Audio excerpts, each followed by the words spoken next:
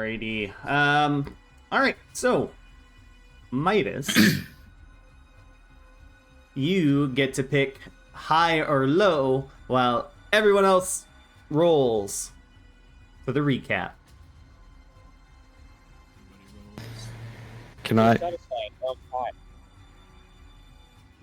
I think Matt's trying to volunteer. Anyone else hear that? Matt, No. You get to roll Yeah, too. yeah. I was saying, can I skip out this week and I'll do the next two?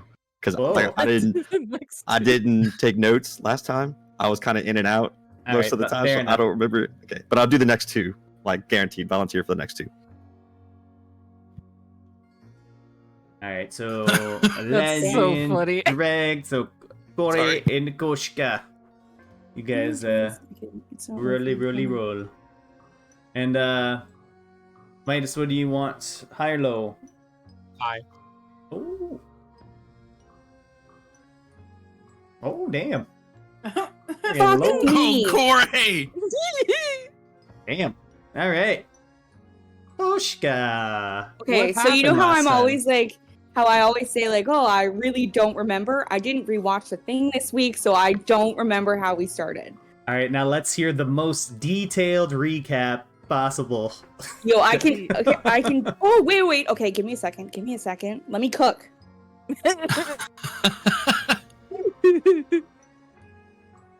Okay, alrighty. Okay, I'm not doing the Koshka voice because it will distract me. So, we woke up after the spooky, foggy spore situation. We woke up in the quack house, everybody, and we went outside and we saw, and Pippi and I saw like the exploded owl / squirrel situation, and then kind of forget how we got here, but essentially we started venturing through the forest. I'm skipping a bunch. Sorry, guys. We started venturing through a forest, and then we had to do like a treetop jump climb over top of these mushrooms that if you got too close would like explode and send poisonous spores into your face. So we're hip hopping around and drag falls, and bad shit ensues, and then Aladrin's like, I can just hold my breath, and he's like gonna run through, but then doesn't roll the right thing, and then trips on some dead bodies, inhales some poison, gets up and finishes the field. So eventually we all get to the end of this poison forest thing. We come to a clearing, and then we hear thud thud thud, and then I want to call him Mungaroth, and that's not his name. Is it Fungaroth with an S? I think so. Okay, yeah. So, he is like this big spore-looking motherfucker with a bunch of mushrooms, who if you hit, which we learn very shortly in this story, it explodes poison spores all over you, so that's not ideal. So we're all trying to fight him, people are punching up close, just taking the poison. I call forth a bird, a bestial spirit, which is hella cool, never done that before. And then, I feel like a couple people are close to dying.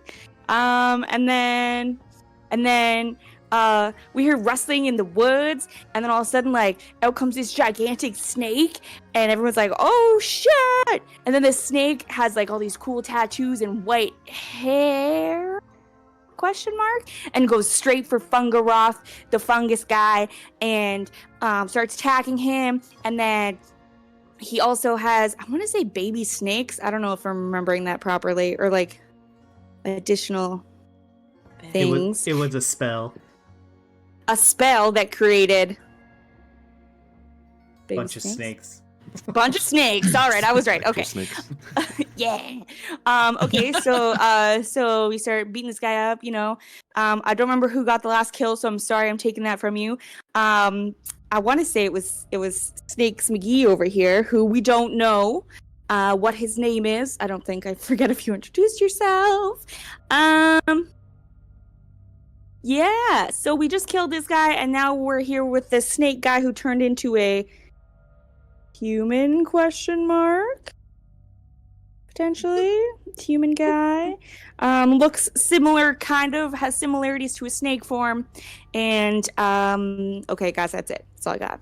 That's where we're at. That's what I remember. Sorry if I left out. And If I left out cool shit. And Corey told you all about her past. Fuck! Yeah, I was like, oh damn, she really did miss that whole part. and I was like, oh no, because like, oh, I'm sorry, Corey. I'm sorry. I was panicking and I just went straight for the end because I'm looking at the screen. Corey will remember that. Just know that it was me, Maddie, not Coach Guy. I'm so sorry. No, I mean, to be fair, my notes for Corey's story say Corey now explains her story. It says ... and says like, whoa. I couldn't even take notes. Oh man. It was a lot. It was so good. It was so good. It was so good. Oh, I'm so glad. And like the voice acting was also like super good, and your emotion and everything. I'm so sorry I skipped over that. I don't know at what point. No, you're okay. I am not offended. But it was important, and as soon as you said it, I was like, oh shit, I knew I was missing something. No, it was okay. What do the kids say? You ate that. I ate that. But that's only if I did good. Wait, Corey did? Yeah, when she did her story. Corey I mean, you did also. that, yes. No, I did you not. That's also what I was did. trying to say. Okay. You nibbled it. Yeah, so exactly everything that Koshka just said happened. And you guys are starting the session kind of watching kind of just sitting near this just large lumped over body of Fungaroth, who is currently like slowly almost deteriorating a little bit. A lot of its fungus protrusions on its body are starting to wither and kind of blend into the ground. It's a large, huge creature, so it's like a big old compost pile just sitting there currently. But there stands before you a masked individual that was a giant snake not too long ago. So, what do you guys want to do?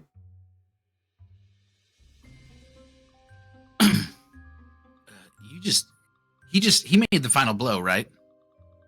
I believe so, yeah. Yeah, he did. Cult. It was lightning. Were you in snake form or no? No, I dropped it. Okay, that's right. That happened early. Yeah, I'm in my human, quote unquote, form. Question mark?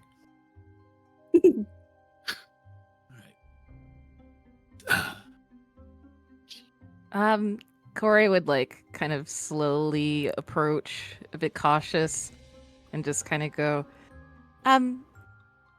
thank you. You're not going to do that to us, right? Because we're just passing through. We're just simple travelers, no need to call down any lightning on us. We're good guys. That was incredible! Wow! Lightning! Just like that! From the sky! Pow! Right into the face! It's gone! Oh no, Miss Shad, no. That was for my enemies. That's not for my friends. You are friends, yes? I should... Midas Midas. Midas could come around the corner and just look at what he's wearing. Can Midas tell what the clothing originates from? Like which city? Matt, why don't you describe your character for everyone? Yeah, so let me pull up a picture real quick. Oh yeah, we love a photo. Yeah, so he's basically wearing God, what is this? So he's got a white scarf that kind of billows in the wind, kind of like a purple bluish kind of shawl, and like a blue polka dotted white belt that kind of wraps around his waist, and with some purplish blue pants, and he has 2 rings on his fingers, kind of blue and white, matching the multiple animal blue and white tattoos that shoot up his arms and kind of up his neck, and kind of shoot. You can kind of see the bottom of his feet as well. And then he has a staff with a little a little dangle, a blue and white little dangle kind of hanging from it. And yeah, of course, white hair, kind of long, maybe a little bit pointish ears kind of protruding from his beneath his hair, and he has a brown mask on with some blue kind of what's that, like tribal painting all over it.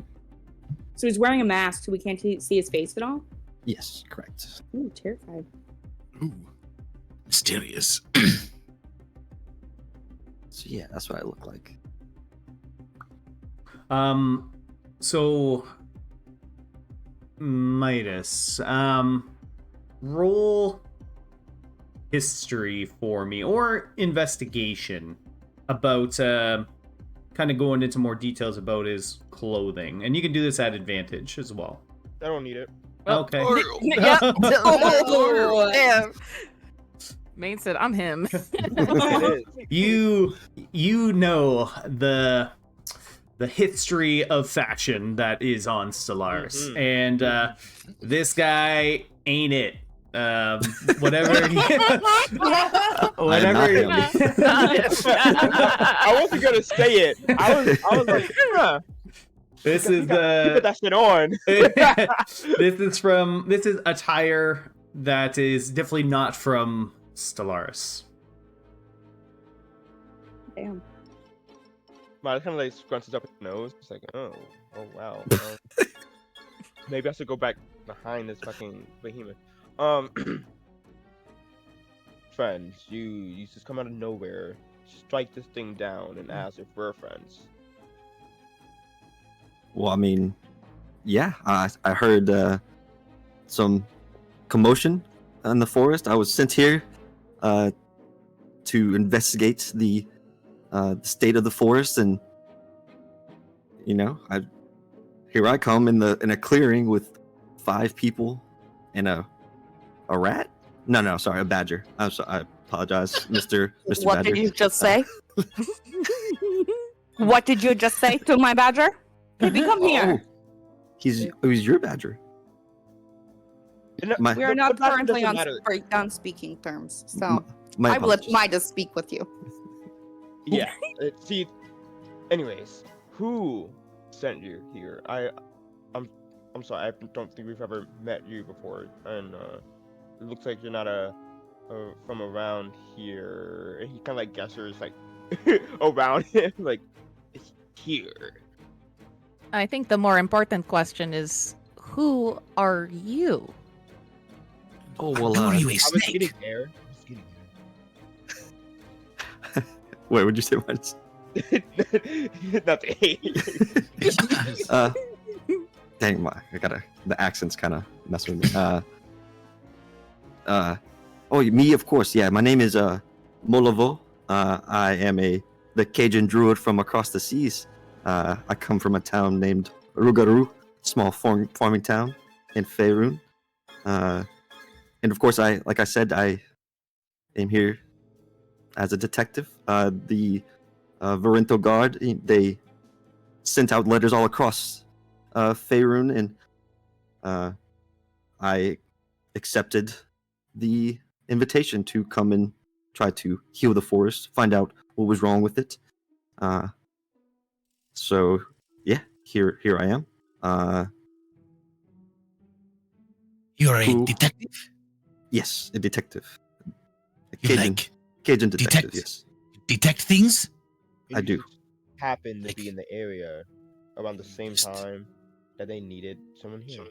You just detected Well, us? I've been here for a few days now. I got here like probably 4 or 5 days ago, and I've just been kind of trekking on the forest. There's been countless monster sightings and dying forest everywhere, and I just, like I said, this big fungus monster, he was not quiet. So yes, I heard you from very far away. Well, if you've been investigating the forest, what so far have you discovered? I mean, Yes. everything else that, as far as we can see, has been infected by these weird spores, and the trees have this gross sap coming from them. And this little spot is the only one that hasn't been completely taken over by the sickness yet. Yeah, I've noticed that it's all around. Everything is dying. It's all so sick. Normally, from my experience, with forest, there's a protector that keeps the forest alive. I hope we just did not kill the protector here now, but because if this was the only spot that was alive and he was in this spot, maybe that was the reason. Yeah. Well, he said he wanted to start a calamity, so I don't believe that he was a guardian in any sense of the word. No, yes, he said something about making Calypsis proud. Whatever that may be. Do I know anything about Calypsis? No, nothing at all. Okay. I don't think we do either. Yeah, I'm not very familiar with Stellaris. Like I said, only been here for a few days. And well, how about this? Who are you? Why are you traveling through the forest? Were you hired as well by the Verinto militia? I don't think that matters right now. Yes, it does. I mean, we are in a strange area. You could be monsters as well. Like I said, we could have killed this guardian, calamity Really? or not. Could be monsters? Well, You think hold on. I don't know. Us But you to be helped us. monsters? Maybe you're the You monster. came in as a giant snake, and you are claiming us to be monsters? The next thing you slithered right in, just like a snaky snake, sneaks right into the middle. And now you are accusing us of being monsters? Just because I become What- animals does not what mean do I your- am a monster. What do your detective skills tell you about us? Do we look like monsters to you? Koshka and You- Pippi go up behind Eladrian and start nodding with their arms crossed. To be honest, you are a little sketchy. Not going to lie. I'm a little sketchy, you say. Yes. But does that make me a monster? Look at me. Look at this skin. Flawless, I might say. Whoa, Blue. wait a minute. Sketchy. Look at this hair. You're wearing a mask. You. Look at this. You come in as a monster and you wear a mask. My stick is not a monster. The animal is not a Take monster. that mask off your face. I would rather not. Gasp. I would like to keep it on, please. I am not comfortable with my face. You- All I'm saying is 5 individuals, and of course a badger. I apologize, Mr. Badger. In a spot where the forest is not rotting and sick, it just makes me a little, suspicious. Makes you suspicious. You showed up. We are suspicious of you. Eladrian, hold on.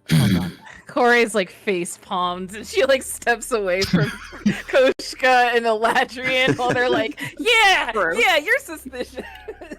And she just kind of walks up and he came out of nowhere. she walks up and offers her hand for him to shake and says, "My name is Corey, And and this tribe always fuck.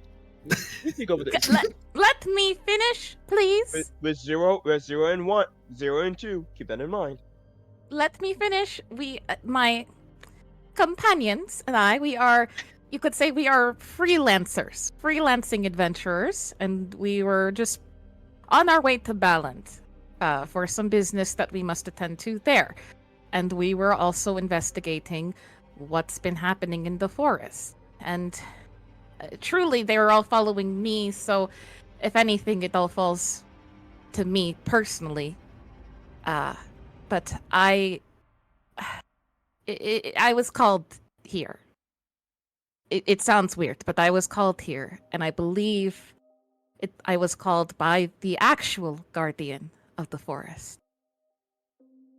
The real Okay, one. so first off, a lot to unpack here. You are the leader of this troop. Whoa. I wouldn't say that. I mean, we don't really have a hierarchy since, we're all freelancers, so there's no, boss. We don't have a hierarchy. We have a hierarchy. It's not you. It's not him. She puts Eladrian, it's not him. So, no matter what he tells you, it's not him. We have no hierarchy, but he is not a boss. Okay. So you just talk to anybody else. Latchman throws his hands up and just walks away. So you say that the true guardian spoke to you. Who would this true guardian be? Corey gestures to the crumbled statue, the little statue in the middle of the dried out pond, and says, Shantea is her name.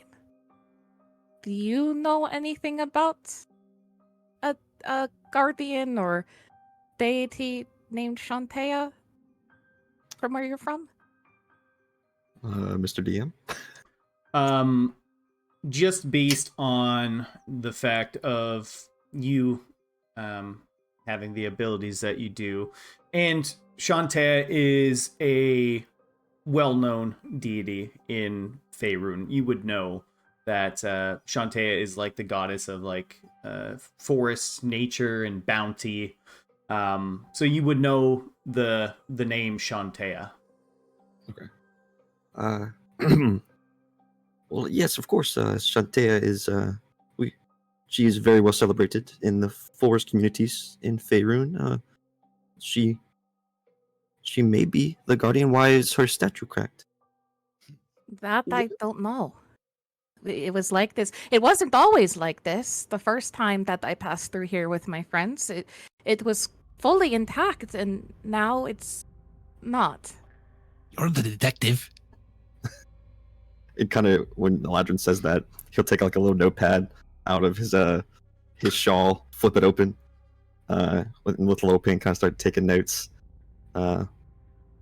So, how long ago did you guys pass through here and the statue was not broken? A few weeks, I think. Earlier? Very descriptive, Eladrian. So helpful. So Yes, I would say at least a few weeks, I believe. Yeah, it's at least more than 1 week, which is 10 days in this 10 day. calendar.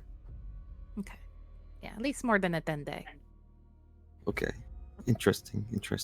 Okay. And he starts kind of scribbling. And you say this statue or this goddess, Shantea, she called out to you? Yes. I could feel or sense her and could hear her voice. I heard it in my dreams, and I heard it all the way up until we arrived here.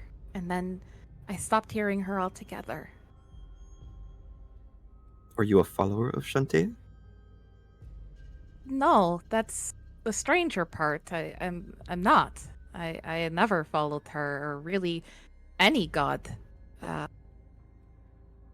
So I don't know. I don't know why she chose me, but I just, something in my heart told me that I needed to answer her call. So I came. Interesting. The god Shantea choosing you.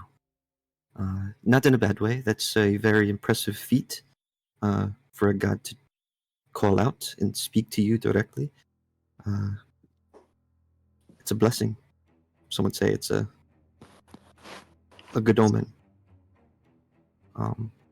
Do any of your friends, your fellow freelancers, kind of looks over at Koshka and Eladrin and Midas and the dragon that has not spoken. Do they follow Shantea or heard this voice at all? Koshka hisses at him. Okay, she follows the devil. Okay. Corey just like sweats a little bit. Like, no, not the devil worshiper. But nobody's heard the voice except for me, and I highly doubt. I've been traveling with everybody for a while now, and as far as I know, nobody follows her. Okay. So, just randomly traveling through the woods, you hear the voice of Shantea. You were traveling here a few weeks ago, a few days ago, and funny enough, that is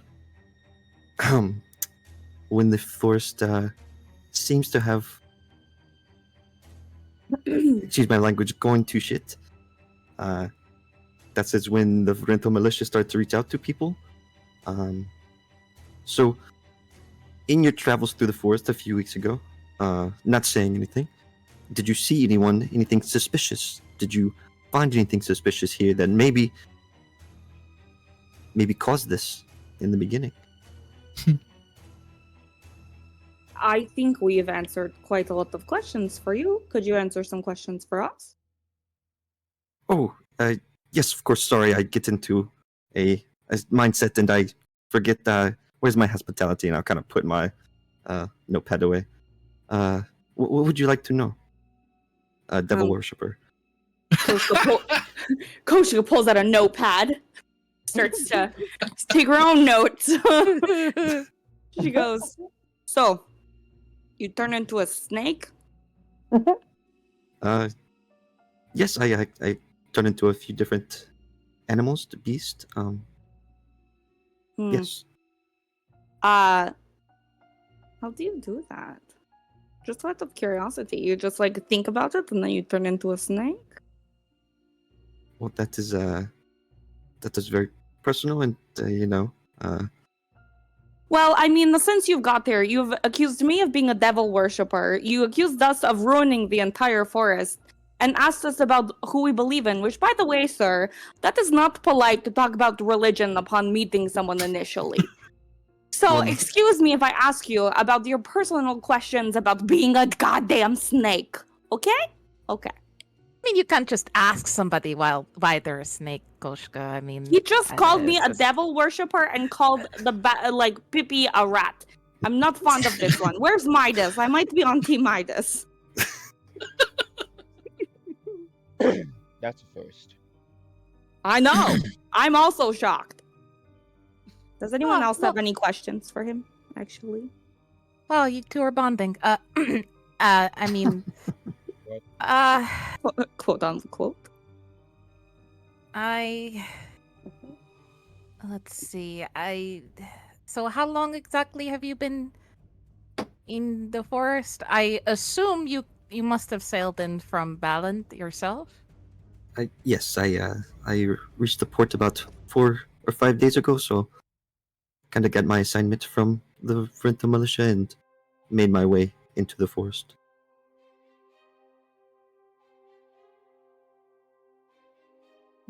So you just pulled up on the coast and were like, forest. That's where I'm going. Well, you see, I am a nature detective, so You're a nature detective? I've never heard of a nature detective Ah! before. So the Frento guard seeking you out. They were look seeking for out- a nature detective. they were seeking out many people. It wasn't just me. They sent out many pepper buds and other forms of communications, and I, being a one with nature and a nature lover, decided to come here. Guys, can y'all come here real quick? Hold on a second. We'll be right back. We have to huddle up. You know, there's not a whole lot of space for us to have a private meeting. We just like turn around and we just like turn around and show our back to him. We don't even I go know anywhere. Some of us can't whisper, but they can just not open their mouths. I will close my ears, and also I will check out this fungal monster while you convene. What the fuck's the word? Convene. There we go. Perfect. What? We don't trust. We're leaving him here, right?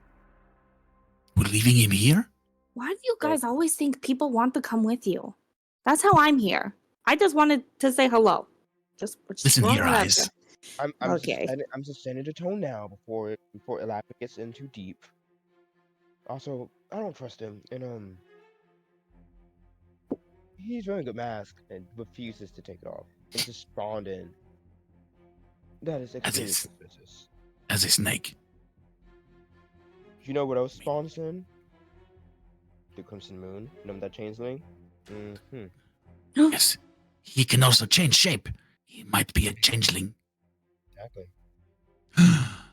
So do you think that he changed shapes twice then? He was the snake and now he is this guy? We don't know what his true form is. Hmm. Regardless, I do not trust him at all, and I don't think we need to be spending more time with him. Especially telling him our names. Okay, so ironically, I know I was the last one to join, and I was like, wow, you are really hard on people. But, like, this guy came in as a giant snake and won't take off his mask and was mean to us. So, I mean, The writing's on the fucking wall. But he did protect us when he didn't have to. he also asked did. if we were the He villain did. afterwards. He does kind of give the vibe that he thinks that we did this somehow. What are we trying to decide here? I'm not sure. Exactly. I don't know. I don't know why we. I'm Like, just wondering what's the point of us entertaining him. well, if he's got the same objective as us, is to try to figure out what happened to the forest. But you know what? We should. You remember when we were in? Remember when we had to go into Balland and we had to go to the downtown and I had to get the paperwork and stuff. I know what paperwork is like. I bet you he has paperwork. He's probably got paperwork to say that he has a mission. If he has paperwork, then I believe him. That's Okay. actually not a bad point. I like it. And also consider this. I would rather be friends with the man who can turn into a giant snake than be his enemy. That is a good point. Touche. There is 5 of us, and 3 Shay. Yeah, but one gigantic snake could just eat us. I mean, me and Pippi are little. You know, snakes swallow their prey whole too, so I there's no know. chewing.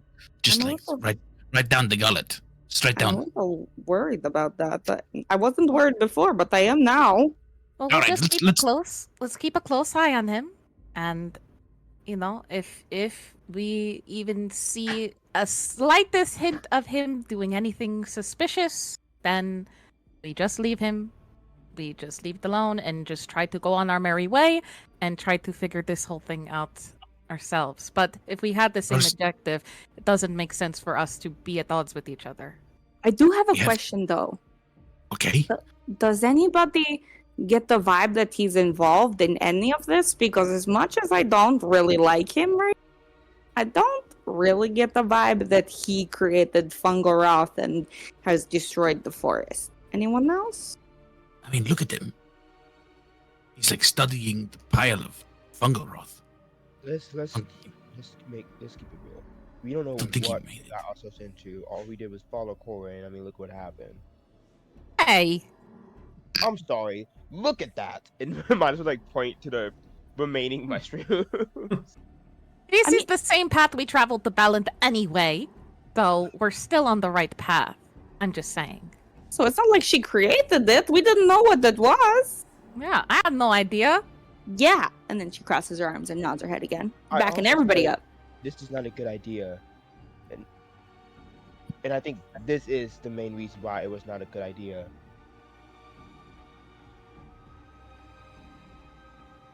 So I don't Okay. know, you sat in the back, so you didn't fucking get manhandled by this. It's called intelligence, my this. Why would you not shoot from the distance, you know? All right. So, first things first. He has to have the paperwork. All right. You- Okay, break. Break. All right. Here. All right. Hello? Hey, you guy. Did you tell us your name yet, or did you just tell us what you look like? You kind of see him. He's like picking up a piece of goo from the Fungaroth and just kind of shaking it from his hand. Oh. Yes, my Detective. name. Yes, I am. I'm here. Yeah, detective. Yes. Okay. Yes. Here. Okay. So you say that you are hired from the guards, the rental guard, or whomever there was that said they were the ones that you were hired by. I know a thing or two about going into the downtown of the Balland, which you must have gone to in order to get your assignment. Yes. Yes. Oh, so then you must have some sort of paperwork in order to show that you have the assignment. Yes. Oh, the paperwork. Oh, yeah, of course. And he'll take out some pieces of paper, and you'll see like a stamp from the Varento Guard, and it says like, "Herein by Meaux Livois, we'll investigate the forest for I don't know." Yeah. Eladrin takes it and like holds it upside down and tries to read it. Like passes it right back behind to the rest of us. Well, Take that, and she flips it right side up. I need that. Please do not shred it.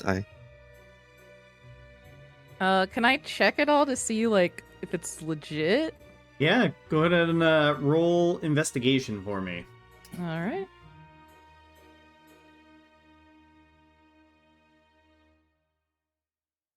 Well,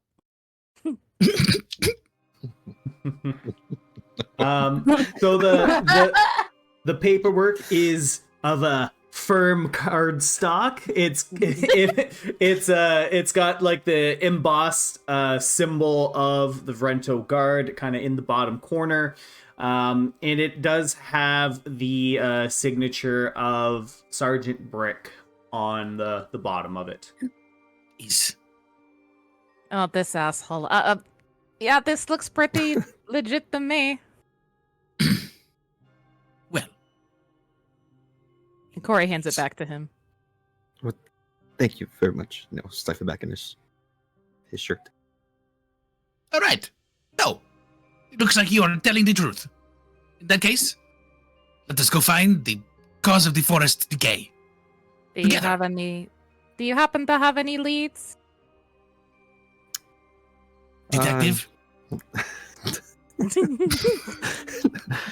Do I have any leads? So from your Hey, nobody knows shit.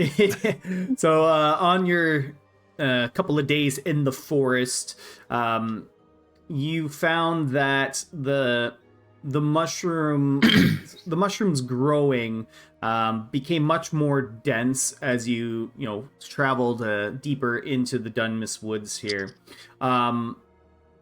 And kind of like you said, as you were approaching this little open area, there was a lot more, let's say, like movement in the forest. As I mentioned last session, you guys were kind of enclosed in this general area by some vines that had blocked your way.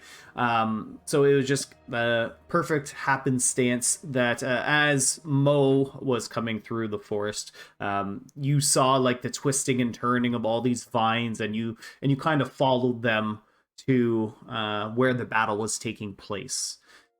So, from what this is kind of the densest area that you've seen the mushrooms here. And as you go further out to the outskirts of the forest, the mushrooms get much less and less. So, in my travels through the forest and the past couple of days camping,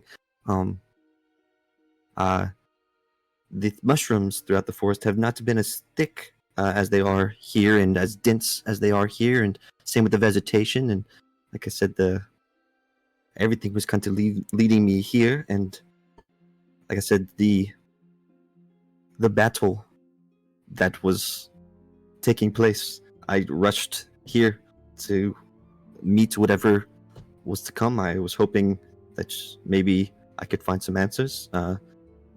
Like I was saying before, do you guys, like you said a few weeks ago or a few days ago, however long you traveled through, did you guys see anything that might have led to this? And like your furry friend said earlier, I don't think I've gotten to your name yet, Mrs. Badger? I'm not married to him. He's like my son. You are all kinds of fucked up today. My gosh, I'm not telling you my name. Well, I only said that because the badger seems to, traveled with you. So I just. That's disgusting. Okay, no, fuck this guy. I'm Why with is everybody else. Fuck this guy. He's a freak. She tried to give you an out, sir, and you just, I don't, you know. I was trying to say I do not suspect you guys of doing anything. I was just explaining myself. You know, if Uh-huh. I was you, I would have just maybe said that. I don't know. Probably I don't would. know why we. Well, I don't know to. your name, miss. So how was I Are you supposed to? talking directly to me? I don't think so. I was just standing here. Okay, listen, we've gotten off on a bad foot, okay? I'll say. I mean He's a no snake. disrespect, I promise. You can call me the eyes. The eyes. She is the eyes. Her name is Koshka. No! Don't do it! Y'all are ridiculous. Okay. She is the eyes. Koshka. Okay. So Kore, Koshka, and I know the blue guy is Eladrin. Because you said it many of times already. It's impossible not to hear it. Who's the well-dressed gentleman? I have not gotten your name yet. Oh, he's Philip. Yes, Philip, Please. our sweet ailing man. He bless him. We, Did you say? Minus No, like no, not Philippe. As I say, as I say, Philippe, he appears. The tramp stamp glows, and a weird image of a seemingly poorly drawn donkey appears as a minor illusion. Do you consider that a monster? No, that he's beautiful. Did Oh, you well know then. that? It is not a drawing. It is a real life donkey. Oh. This is not. I have a follow-up question. Oh my god. So you like nature and stuff like that, right? Yes. So why did you not know this is a badger? Suspicious. Well, it kind of scared me at first, I'm not going to lie, because it had clothes. And where I come from, some rats wear clothes, so What? it took me by surprise. I am Yeah. sorry. Some turtles are ninjas. Sure. You know about the Ninja Turtles too? I think we're getting off track here. Also, so you're a nature detective. Does that mean if you find out the cause of this, what do you do? Arrest them somehow? Take them to forest jail? Have vultures eat them or something? Like, I don't No, that know. is not part of my job. My part of my job is just to heal the forest, find out what was wrong with it, restore it to its natural state. So no, I am not here to put blame on anyone or anything like that. It's more just to find out the issue, fix the issue, report back. What if you find out it's a person that's doing it? Then what will you do? Do you know such person that's doing this? Are you accusing me again? We're trying to be on the better foot. I am not accusing you. I am just asking questions. If I did, would I be in the forest fighting this thing? Probably not. I mean, I assume it's this guy, right? I don't know, but Well, only time will tell, because now that he is dead, maybe the forest will go back to being normal. that sounds good to me. So I guess you can go home. That's nice. No? you don't want to go home? Okay. Well, you see, there's also another forest in Stellaris that I'd like to look at as well. The Nokala forest. I heard there was lots of chocolate there. Oh, you know of the Nokalin chocolate? I do not know of it, but I do know of chocolate from my upbringing. It is made of dreams and rainbows. It's wondrous. Okay. You're getting off track again. I was going to Anyway. say, are we okay, so we killed this thing. Are we going to start heading back to the trail to Ballant? Like, what are we doing? I mean, all I can tell you that from what I personally have seen is when we came to this clearing, the statue had an acorn in its hand, and my bird here, Hugin, he ate it, and some really weird shit happened to him. He had the red eyes, and now they are green. Eye changing acorn. May I He's like, take a look at the your bird, Hugin? You said his name was? Yes. What will you do? I don't hand my birds off to people. You understand? I just want to speak with him a little bit, maybe see how he is feeling after you said he ingested this acorn. Yes. Pippi goes to stand behind Hugin, like as his like enforcer, like his little bodyguard.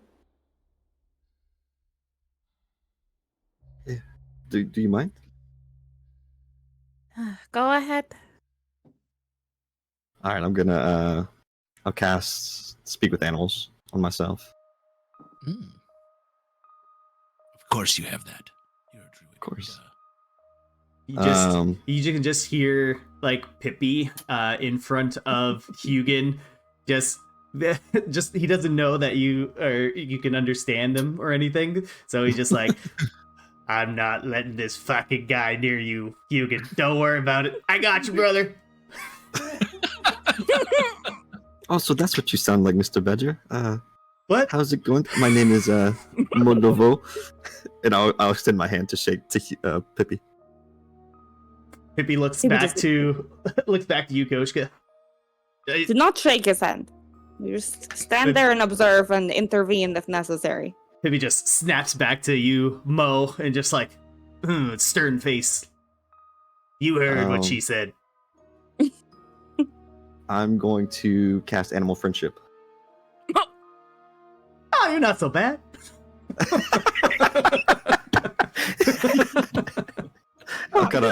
I'll scratch him behind his ears.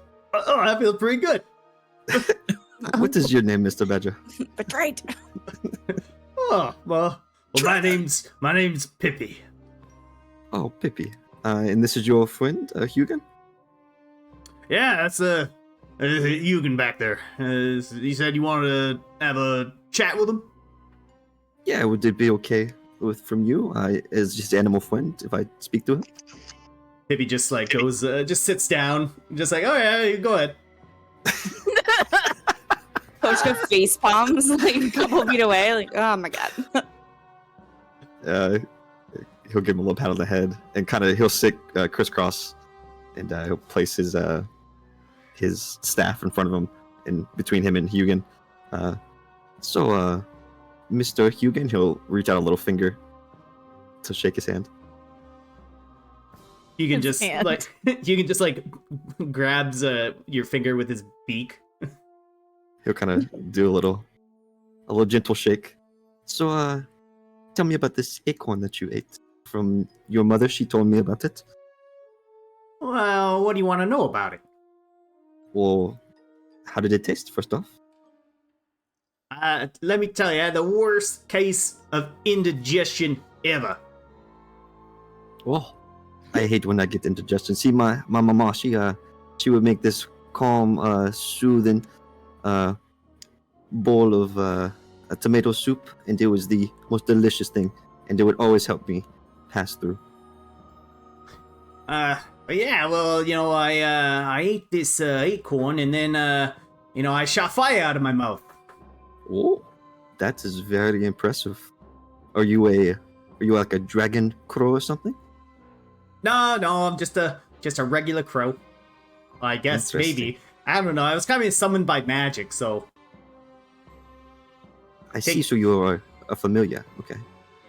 I'm familiar with a lot of people. Well, I'd love for you to be familiar with me. Oh, that's weird. It's I'm a friend, I promise. Suspicious. Sometimes I get better along with animals than I do people, so... Okay. So, okay, so you ate this acorn. it give you indigestion? Was there any other feelings? Well, you know, to be honest, I got a little bit of a upset stomach. Interesting. Okay. Did you also hear the voice of Shantae, like your friend, Miss Corey? Oh, is that who was calling out to me? Because, you know, my mom over there, she was holding the acorn in her hand. And, you know, some voice said, pick me up. And so I swooped it, and I picked it up, and I swallowed it. I don't know if she wanted me to swallow it, but since then, I've been feeling a lot different. Is she still speaking to you? Have you tried to reach out to her, see what she would like you to do? No, I haven't heard.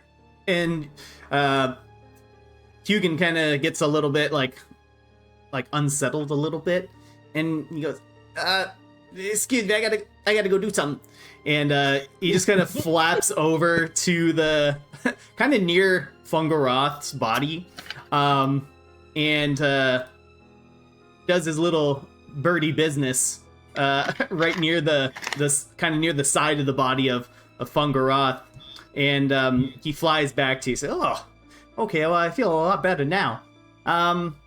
No, I haven't really heard the voice of anything. Everyone roll a perception check for me. Uh-oh. Okay. What? Oh, you fucking ass bitch. Oh. Sorry, that 18 flipped over at the last second. So Eladrian and Mo, you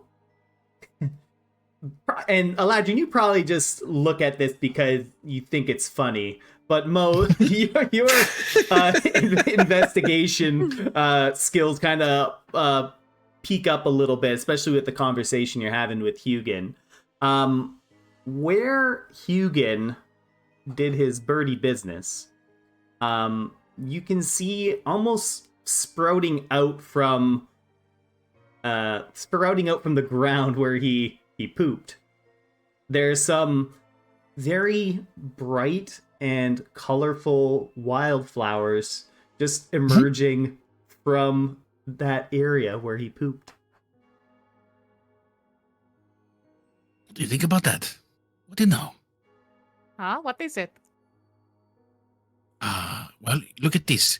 Here in your little bird's doo-doo is a new thing. It is very beautiful, in fact. It is a flower. What? Huh? And Corey looks at Hugin, like shocked. It's and like he shit rainbows. He has healing shit now?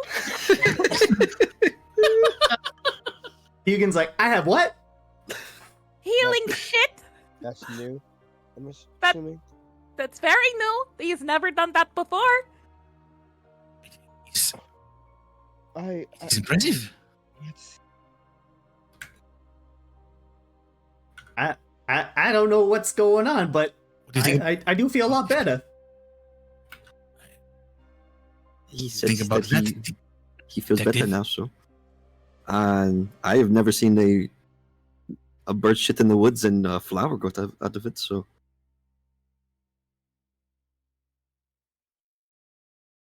yeah, I don't think that is normal. I don't think it's normal. I mean, I could try it. Hold on. No. Please. By the gods, no. You're not curious? Hugin, You can you think- do that again? Can poop mean, on command? I may need a minute or two.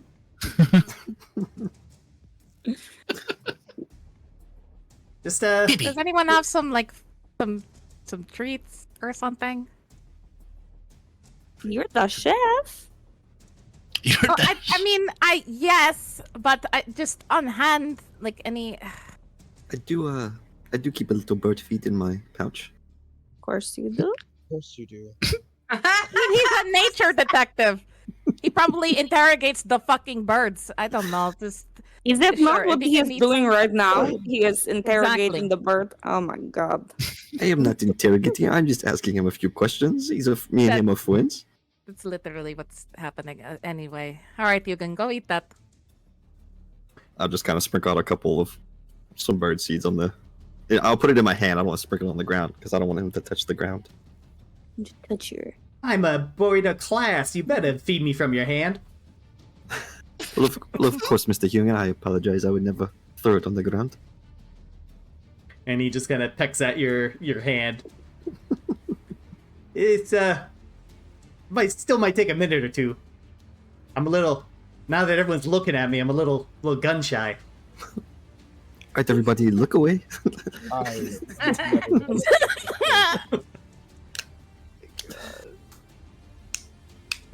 What are we doing? Oh no! We're waiting for Hugin's magical poop. He's like,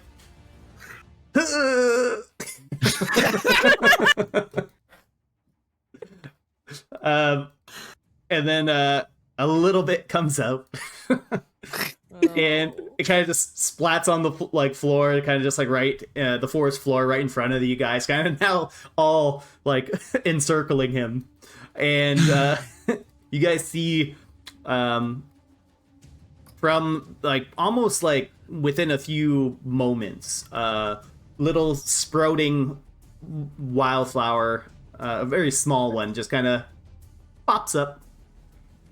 What do you know? Corey. Corey, What? That's insane. What what have you been feeding him? the fact that it ate the acorn plays a big role in this. I mean, it must be the key to healing the forest, right? I mean, if he can do that. Hugen, you're going to have to poop a lot. But if the health of the forest is dependent on a guardian, Is Hugen the guardian? Hugan? Yes.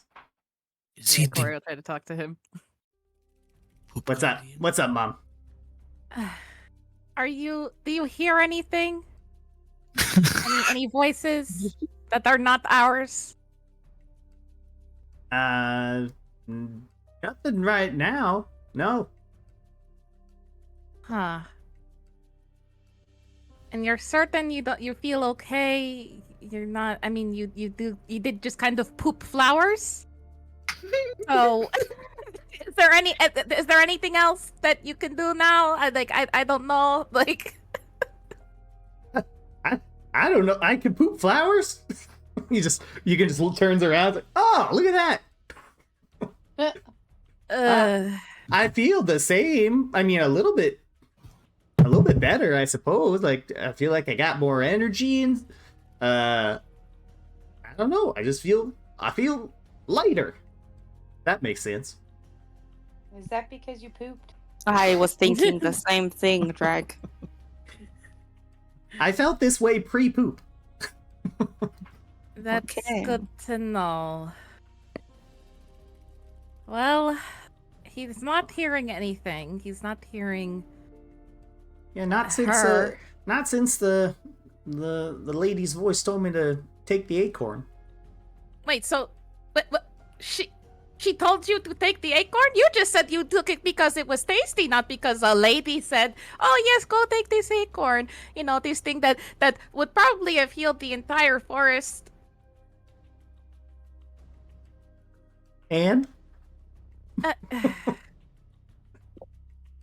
Well, okay, now what do we do? And she's like not talking to him anymore. She's like talking to everybody else. Like, this is completely new to me because not my he's fault, yeah. never done that. Should've Okay, kept a so closer eye on it. Do we hear Hugen? no, it Yeah, would did be you only hear any of that? it would be only probably Only those two. Mo and Corey. T. I'm very confused, Corey. I I'm just as confused as you, Aladrian. Maybe so. But But clearly he probably must not. be a key. He has to be some kind of key. But he can't Hugin just shit everywhere. is Yeah. a Well, I was shit. going to say, If what do we do? only We just leave had a him here to wizard poop here. over the whole forest? Or, like, what's the plan here? Maybe if he flies high and he poops from high, it will spread out. That's And then not- he doesn't have to poop so much. Can we, kind of while they're having this conversation, can Mo go over to where he did it near Fungaroth and just kind of see, I don't know, investigate the flower, see what it's doing? Yeah, roll a nature check for me. Roll for poop. You kind of get close and grab and kind of just gently gently caress the flowers, not to damage them or anything like that. They appear to be like quite healthy growing wildflowers. Their stems are thick. They're not brittle or anything like that. And the fact that they grew to this size fairly quickly is a little bit unexpected. Definitely seems like something else is at play with how fast these flowers grew. Is it just in this one area, like where he did it, or is it kind of like, is there, I don't know, an AoE effect in layman's terms? Like, is it affecting, like, I don't know, growing onto Fungaroth and kind of spreading, or is it just like it's there? So you can see, kind of with the perception that you guys had rolled earlier, the mushrooms kind of that are surrounding this area that were once kind of encroaching in are more shriveling and becoming smaller. Some of the mushrooms that were the large, bursting ones have now essentially deflated and are kind of more so limp, like a balloon that needs to be filled, basically. And so the overgrown vines that were encircling the area have receded a little bit, and it's not a large area, but maybe just like a foot away. Like the grass is just a lot more lush in this area, kind of like a 1 foot like circumference around the spot where he went poop. Gotcha. Okay. So Well, it seems. No. I was gonna say the body of Fungaroth is still there, like the physical body is still there of Fungaroth. But like I said, kind of like the mushrooms in the area, a lot of the mushrooms on its body are deflating. When you kind of grabbed and touched the body earlier, a lot of the surface level, dirt and tree bark and stuff like that compose its body, where it's just kind of sloughing off of it. Gotcha. Well, it seems that Hugin's magic is kind of blooming in this area, so he does possess something that may be able to heal the forest. Well, I'll be. Miss Corey, Yes. have you tried to reach back out to Shante and, I don't know, see what she says? I mean, maybe we can help put this statue back together, and maybe that'll maybe help. What's the word for like go fast? I'm trying to think of the word. Like accelerate? But Yes, thank you, Excel. Jeez, I could not think of that. Maybe that would accelerate the healing process.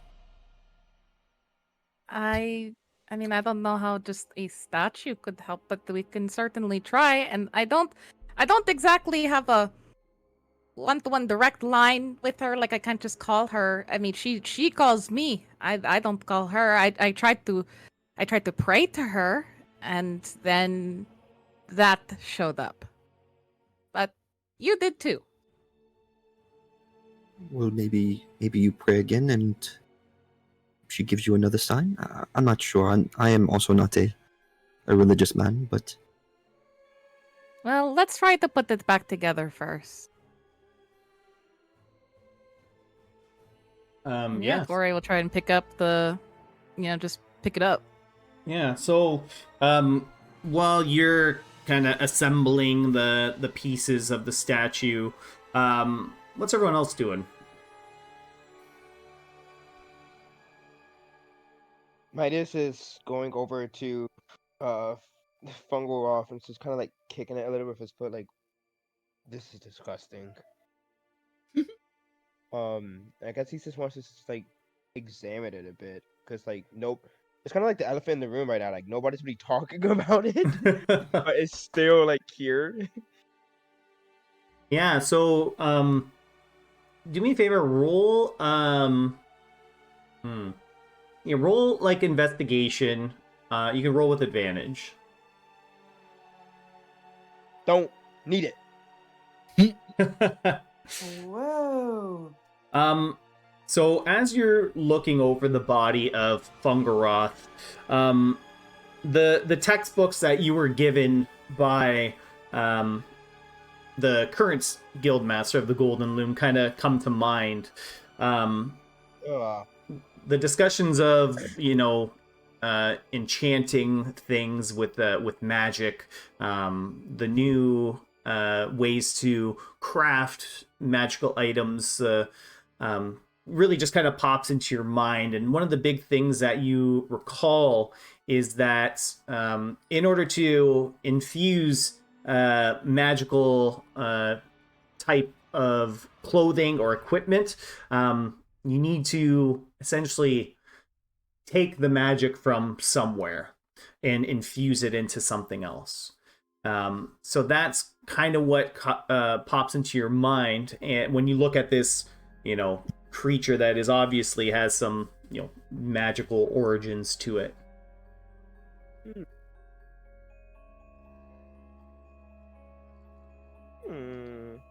So I guess I should harvest this. He's gonna like poke around with like his metal hand a little, so I get a better idea of how he should go with harvesting its essence and what remains. Mm-hmm. So yeah, you kind of get your hands in there, and feel around for it, kind of channeling your innate magic to kind of feel for where this creature's like magical essence might be, and you are able to kind of sense it. But to make things a little bit easier, you might need a little bit of assistance in kind of gathering it. Because it feels like you might have to really get in there. Yeah. Drag, get over here. Okay. Can you he kind of like mimics like cutting it up. It like gestures towards Fungalov. Do you have scissors? Do I have? And he points to Drag's weapons. You want me to use my trident? Well, it's better than my hands. Okay, but you're cleaning them. I'm not doing that. Then no deal. But you want to do it anyways. This looks fun. I don't think that's true.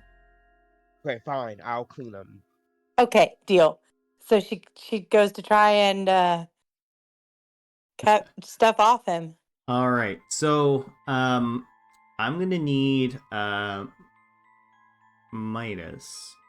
You're gonna make a D20 roll. And let me just see something here. All right. He's categorized as a fiend type creature. So you're gonna roll a D20, add your intelligence, and if you do have proficiency in religion, you can add it to it. No.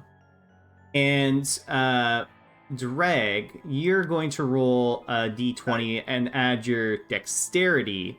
And if you have proficiency in religion, you can roll as well. If anyone kind of looking at these, what these two are doing, wants to help out, you are able to. Oh, cool. Yeah, because that's a mine's a solid 4 from drag. And mine's a 14. All right. Let me see. Yeah, so you guys are working to. So you're just going to. Let me see something. Yeah, so you only add. If you have like proficiency in religion, if you don't, you just kind of add. I think it's. Hold on, let me see something. If it doesn't have it, adds it half its proficiency bonus rounded down. So you might only add like a 1 basically to it to help out. So being that this is your first time trying to extract this essence here, main and drag, you're being extra careful with things, and this process is going to take a little bit of time to do because it's such a large creature. So while you guys are working at that, we'll go back over to Corey and Mo, who have, within the time that they've gotten started, we're able to kind of restack the pieces together of the statue. I was gonna turn into a bear, kind of help it. A buyer. Bear. Help what? Help stack, but if we stacked it, it's all good. It's not like that. It's not that big. It's not like Oh, a giant, okay. I not thought a it was giant like- statue. No, it's small. Gotcha. I thought it was a giant. Anyways, okay. Yeah, so you guys are able to put the statue kind of back together, and it's chilling. All right, I'll try my best, pray and talk to her, I guess. And yeah, Corey will kneel before the statue and close her eyes and put her hands together and say out loud, "Okay, Shantea, forgive me because I am still new to this whole praying thing. But I need your help. I need you to talk to me again because I have no clue what we're doing. My bird is shitting flowers, and I don't know why, but you have to tell me something. Give me some kind of sign, please, because I want to heal the forest so badly, and I want my bird to be okay. I want all of us to be okay. So, please. Are you saying this out loud? Yes. So you kind of just hold the prayer. It kind of leaves your lips, and you just kind of sit there in the silence of it all. And a few moments pass. And then a few more. You don't hear anything.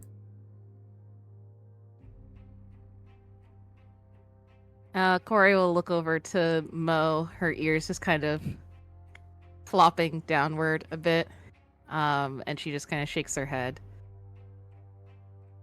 Well, I've heard the saying that the gods, they work in mysterious ways, and maybe even that little prayer has kind of awoken her, and she sees that you are trying, and I know she didn't give you answers, but it's a step forward at least. Yes.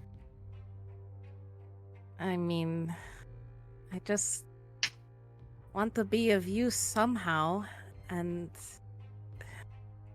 just try and help with clearing up all this gunk, all this rot, and these mushrooms.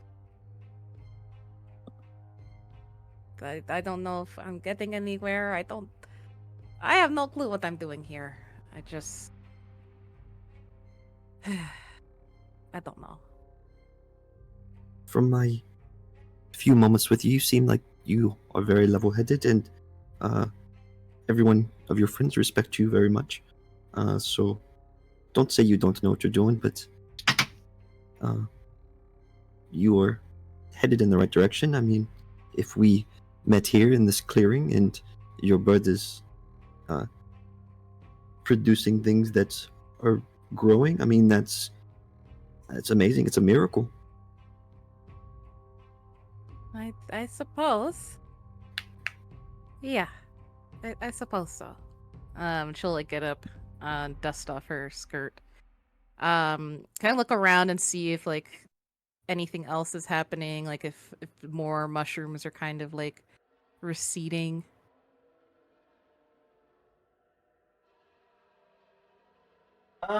Yes, yeah. So the like I said, the mushrooms in the area have more or less like they're shriveling away. They're not like completely gone just yet.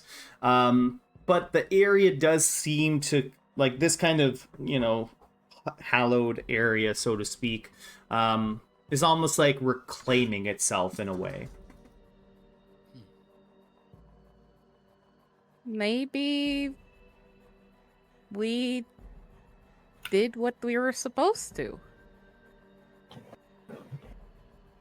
Maybe so. We can also, maybe magic, it just takes time, and maybe we camp out here for the night, and in the morning we see how everything looks. Well, that's the best plan we have. And truthfully, I think we could all use the rest. You and me both. So, Midas and Drag. Midas, as you get started on this project here, you start to realize that it's going to take you quite a little bit of time to do this. And you're not entirely sure how much time it will take to kind of, you know, reach where the essence is without disrupting the magic that is currently here.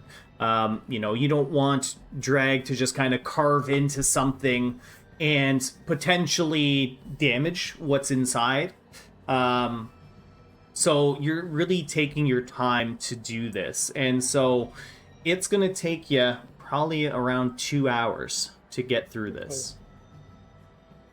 Yippee. The larger the creature, the longer it takes.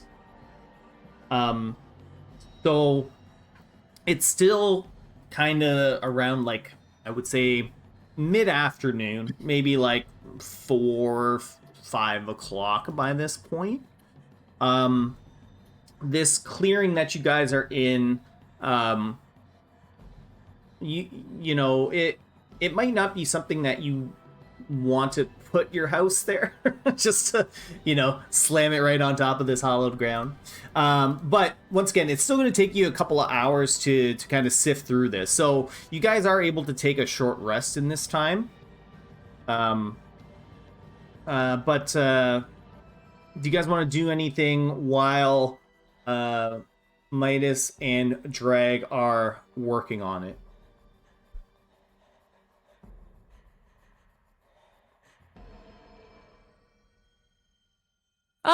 Corey will just try to like kind of meditate. She didn't get hurt or anything in the fight, so she's not like super exhausted or drained from that. So yeah, she's just gonna try to meditate, try to just become one with nature, you know, just find that inner peace within, and also see if, you know, she can still hear anything, whether it's, or feel anything, whether it's Shantea or her patron, and just if see if she senses any kind of connection between either of them. Yeah, certainly. So you can roll, and I'll give you the choice. Okay. Either Arcana or Nature. One for one for the other. Okay. We'll do nature. I'll go with that. Hopefully it's a good roll.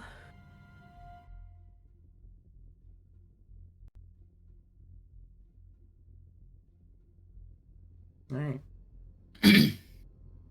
So, during this time that Drag and Midas are working, you just kind of find a place to, cross your legs, sit down, crisscross applesauce, and just kind of close your eyes and just kind of breathe in the forest.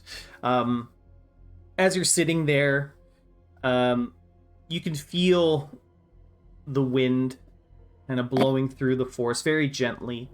Where it was majority of the odors that were present in the forest were things like mold and decay, just kind of like wet, mossy mold and mildew.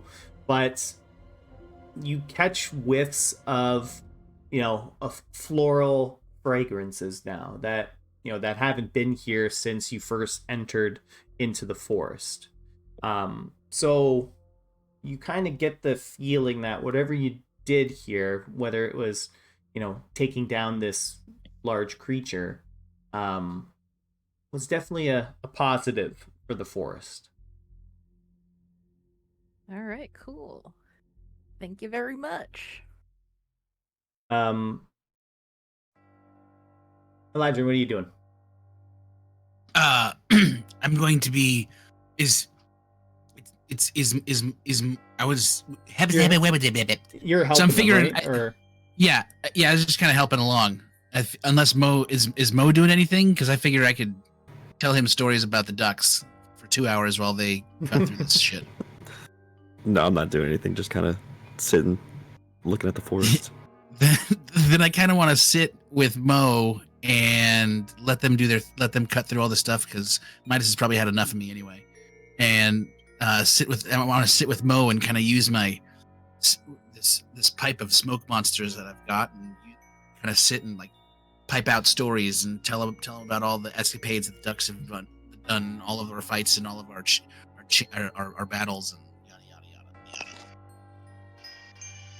yeah, so Mo is the unwilling victim of countless stories from Eladrian over this 2-hour span of time. And Koshka, what are you doing during all this? I think that she would not be helping cut apart the big guy. I think that she would kind of like stand there like a little bit awkwardly, not really knowing what to do, but definitely wouldn't be looking at them chopping him up. So she would like sit close to like Eladrian and Mo, but like not too close. So she's like leaning off against a tree relatively in the vicinity and can hear Eladrian. And she's just sitting there, probably petting Pippi and just trying to recoup, maybe get a little bit of rest. Yeah, and you don't mind hearing some of the stories of the ducks before you saw them in Onagas. Yeah. Elijah, what are some of the stories you're telling? Let's see. Let's see some of these stories that I have been telling for him. One of these stories is of the very, very beginning of how the ducks came to be, and about how who all of the players of the ducks were and who they are. So starting with Naylan and Holgi and everybody, and going through and just explaining about how they left and they came, and the ducks are a group that keeps on going and moves and through all the adversity and all this stuff. We'll even tell a story of course, the great white sea sands and how what it takes to cross this vast desert of ocean of white, and on the other side is a beautiful city, a beautiful city where we, of course, are the champions, and that's where the Ducks have made their claim to fame. We'll tell many stories of the Quack House, and how there was once this light that was outside of the Quack House that they followed. It turned out to be a very bad light to follow. Not all the stories are great, anyway. But we passed the time. Yeah. So Go ahead. sorry. So the Mighty Ducks, you say? Why do you call yourself the Mighty Ducks? Well, because we're not the loser Ducks. Oh, I mean, from That would my be silly for us to call ourselves the loser Ducks. What kind of a name is that? from my travels and workings with nature and animals, I've seen the ducks. They stick together. They travel in packs, kind of like wolves, but yeah, wolves in a way, but less vicious. And I will say I do apologize, kind of looking back at Koshka. I do apologize for accusing or calling you guys monsters earlier. It was wrong of me, but now that I know your name, that you're called Ducks, that I feel right at home. Right at home with the Ducks. Yeah, more at ease, I should say. So again, I am sorry. Because you can also turn into a waterfowl? It is one of the, not in my repertoire now, but I may be able to learn, yes. Oh, impressive. That would Yes. that'd be right on the nose to have a duck and the Ducks. That would be very cool, yes. May I ask you a question? Of course. Can I see the pipe? How does it work? This pipe? Yes. It works like this. And then I just take a big puff of it and show him again, and just blow out a big image of all of us sitting around the table, just like the art that we had done, just like having that come out, and all of us sitting and just, here you go. So I see, this is how it works. So you just breathe in and blow it out, and is it whatever's in your mind? Do you have to tell the story and it happens? How? I mean, well, it's much more intricate than this. It's really not. I just don't. Yeah. Well, okay, I'll try to give it a try then, if Okay, you don't yes, mind. yes. No, of course. Be my guest. So he'll take it and he'll breathe in and he'll blow out, and you'll see images of like a little kid being hugged by two parently figures, one female, one male, kind of with similar masks that he has on, not as intricate in the smoke. And then it'll kind of fade away, and then he'll blow out again, and the figures will be kind of walking away as he's trying to run after them, but is unable to. And then when he does get to them, they're on the ground, just kind of laying there. And he picks up one of the masks and puts it on and it all just kind of like fade away.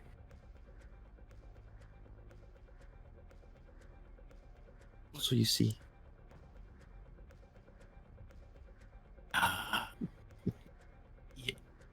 Yes. Was that you? I was yes, I was the little boy, and my parents, they were detectives as well. Kind of how I picked up my trade, but they were unfortunately killed during an investigation, and I kind of picked up where they left off, and I've just been searching for their killers and trying to do good around the world.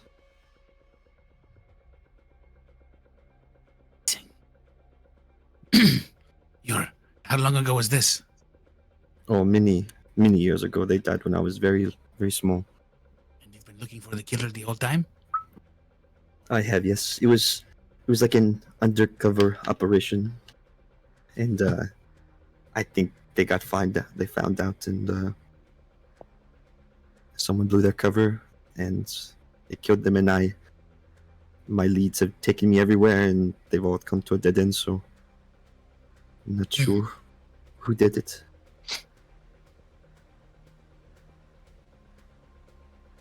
I don't know what to say. It sounds like you're not a very good detective.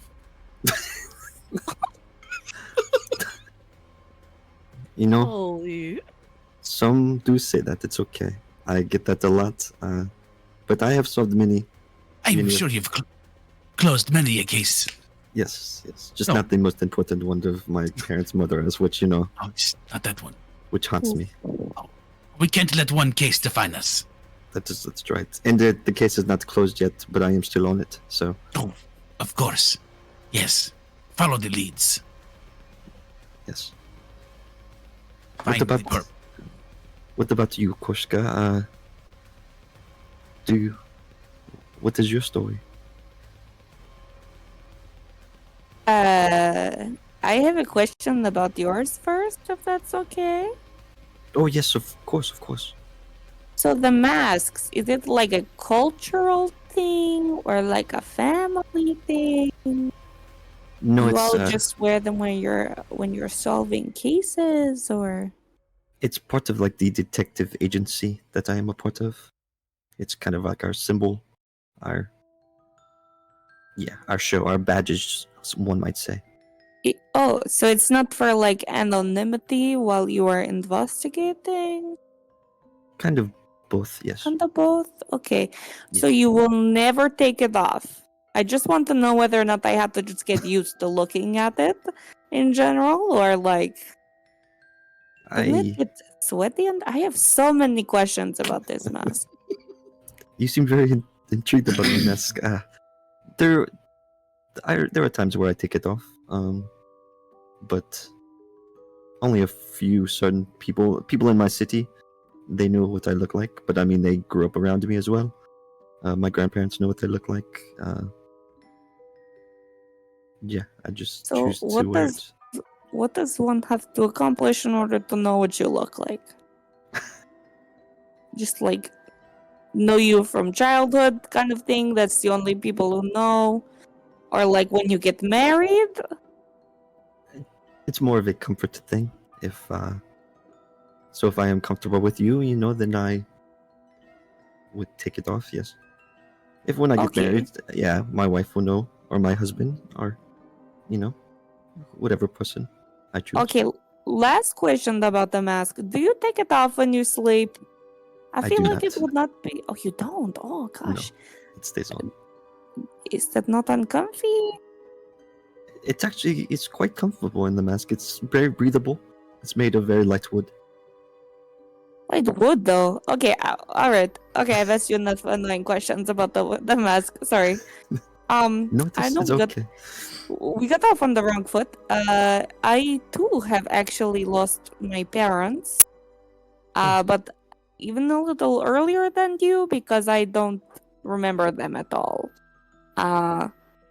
So I don't have like the typical grief, that people have from losing their parents, because not having them is all I've ever known. So I'm really sorry that you lost your family. It is quite okay, and I am sorry that you have lost yours, and you did not know them. I wish you could have. I sometimes do, but I also am glad that I do not have to carry that sad memory you get.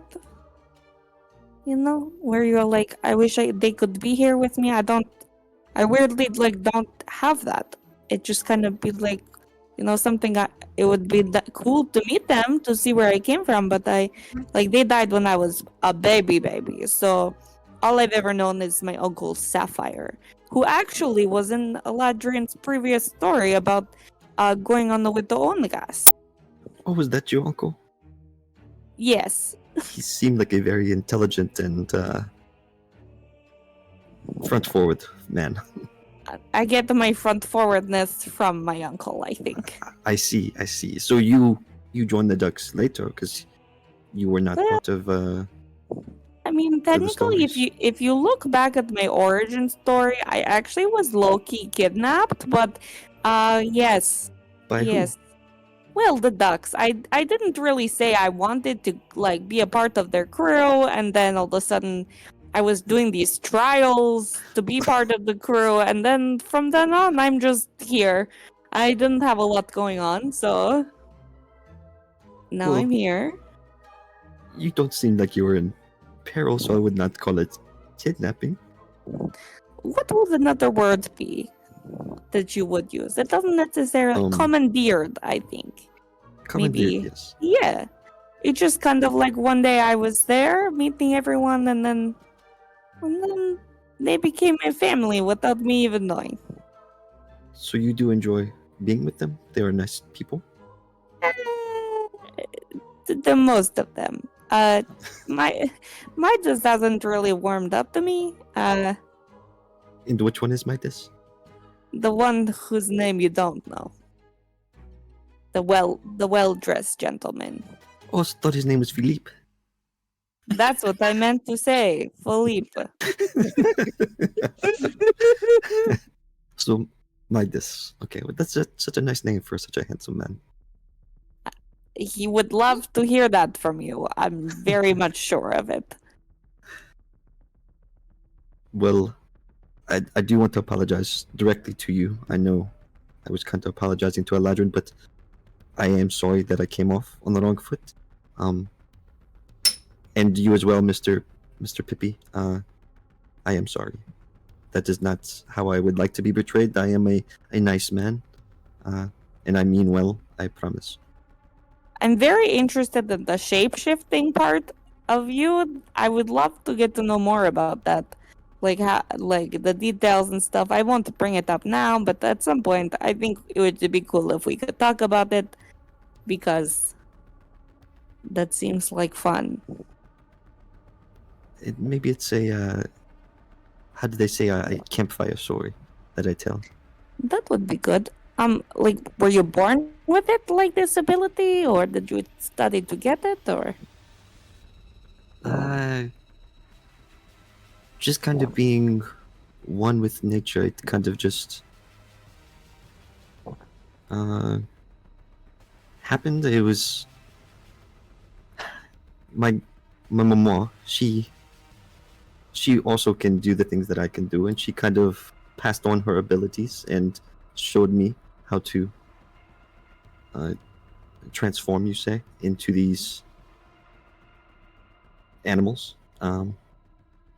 So yeah, it was learned and by birth as well.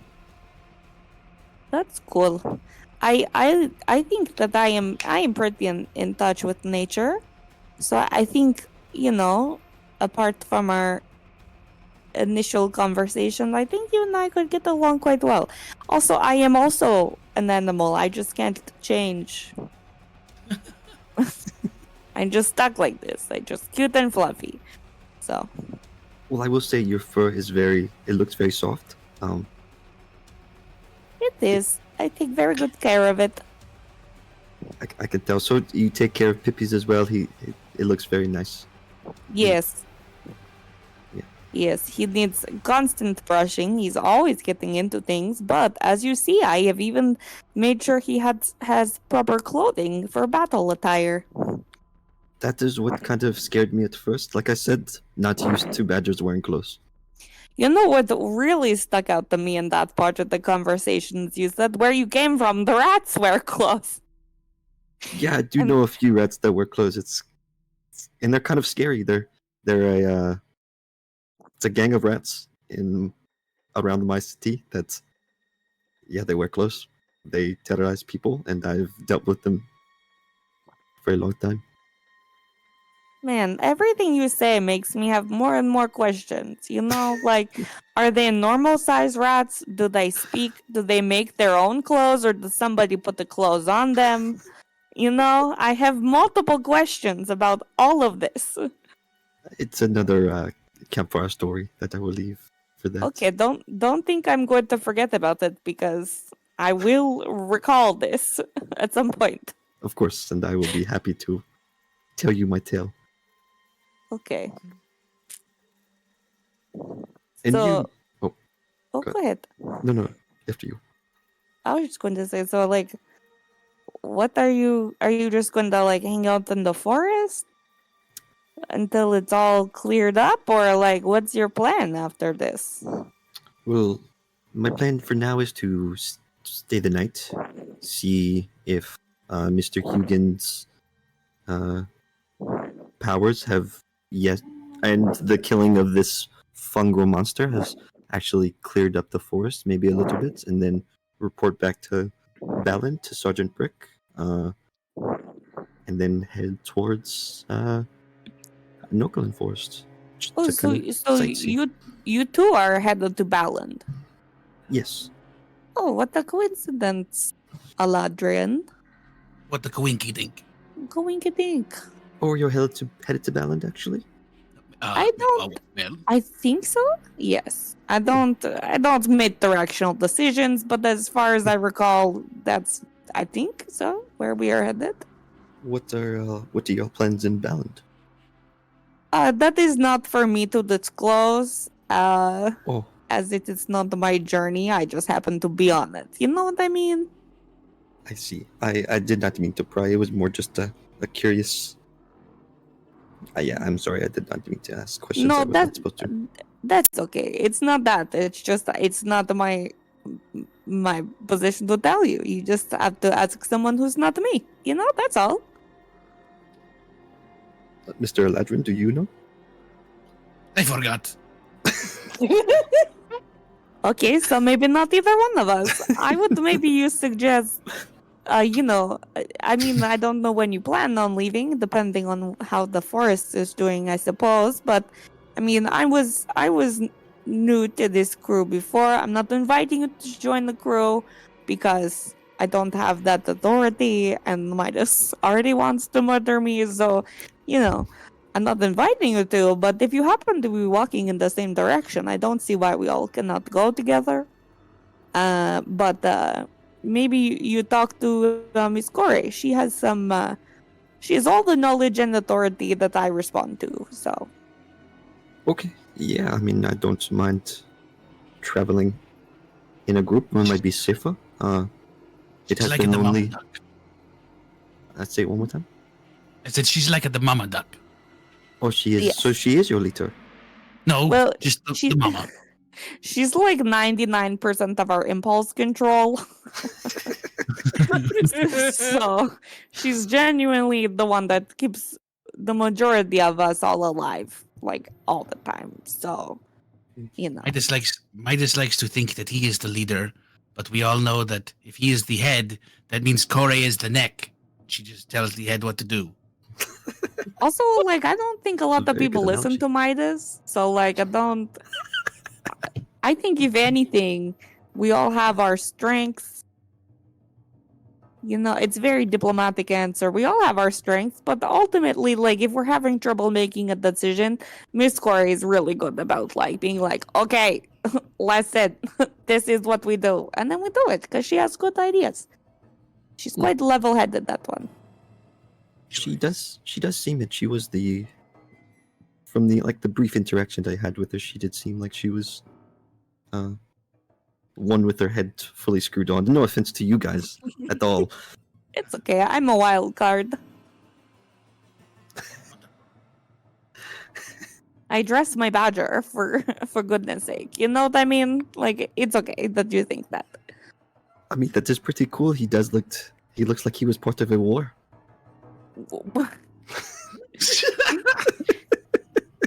Him and I have fought many a battle together. I see. Yes.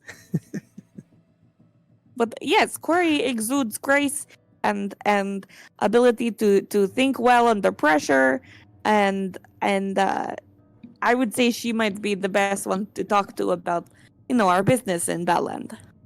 I see. And Midas, what of him?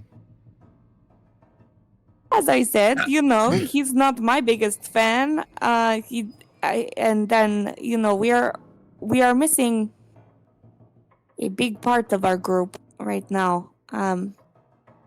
and hopefully he comes back soon. But I think his leaving really affected Midas. In addition to he already didn't like me, so he's a complicated man who keeps a lot to himself, and sometimes that boils over in sass. But that's okay. It's okay. I can take it, but I mean, he takes a while to warm up, if at all. That's a good way to put it. He does seem that way, but that's okay. You know what they say: the tougher the shell to crack, the more beautiful inside. Okay, Yeah. well, when you crack that shell, you let me know, okay? It's been a long time, still working on the shell myself, so it's you get into that. Hats off to you. But he is incredibly gifted at punching, first of all, when we are in battle or conflict. And then secondarily, he makes the most amazing clothes in what I think is all of Stellaris. So Yes. he's a fashion designer.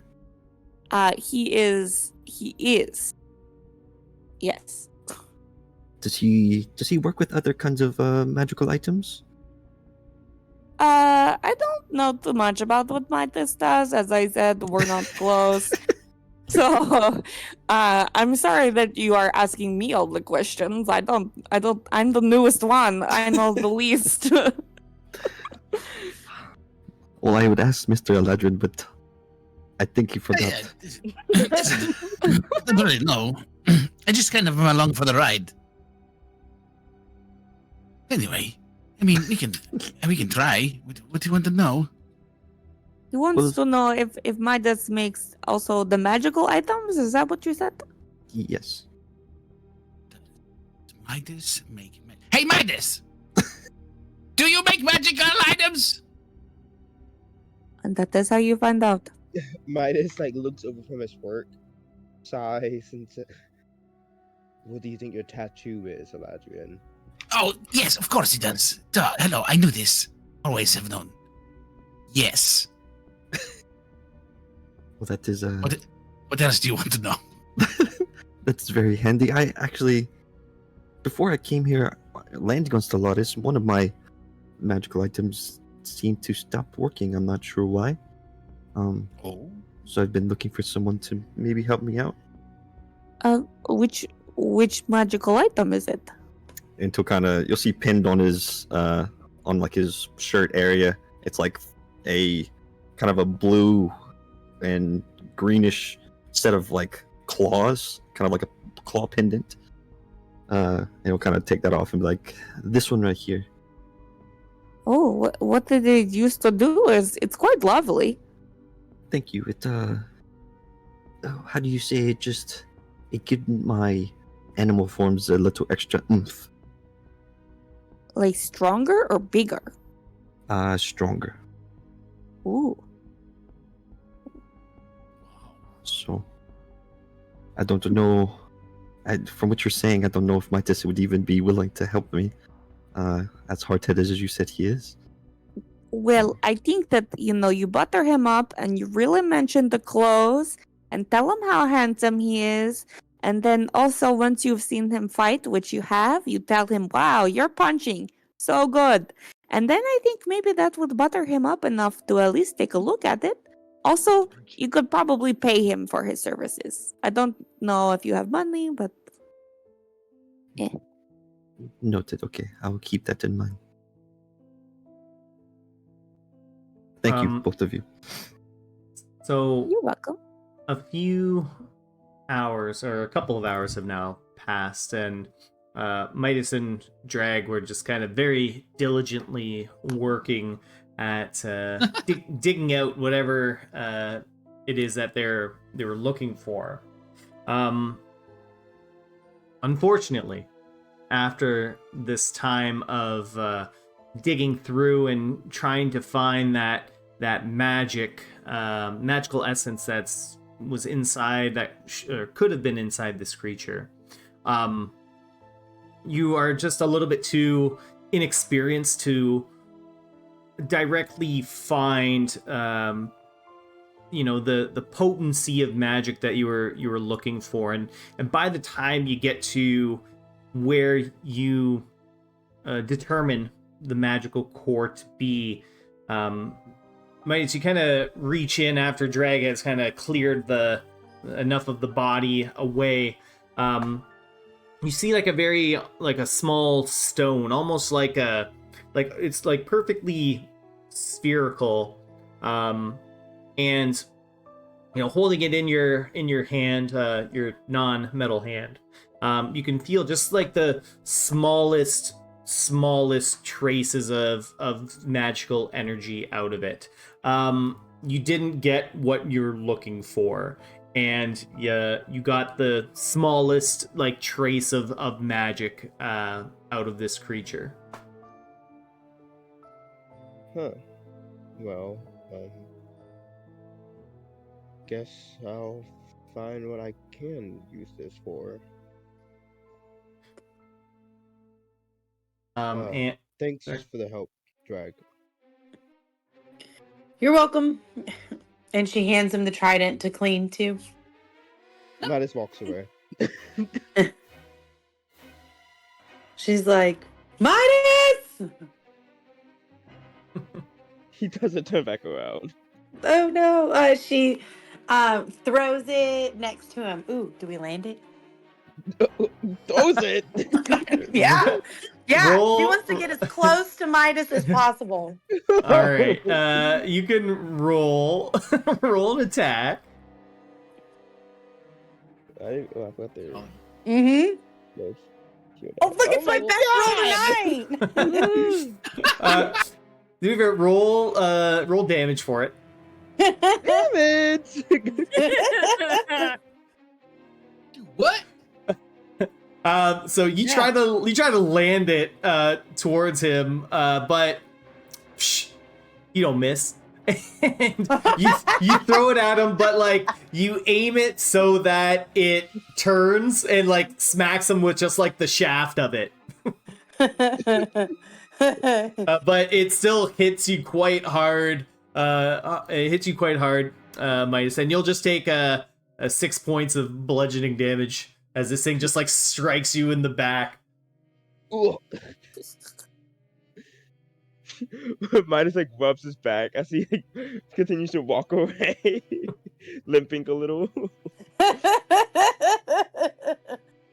Drag stomps over to pick it up, start cleaning it, and she's just muttering about how awful he is.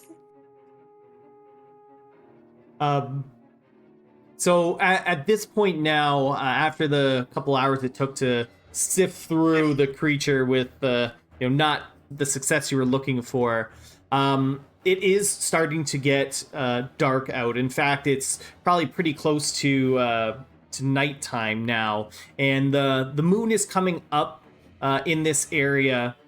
It's well illuminated because the canopy over top has opened up to just this kind of large area that you guys are currently sitting and hanging out in. And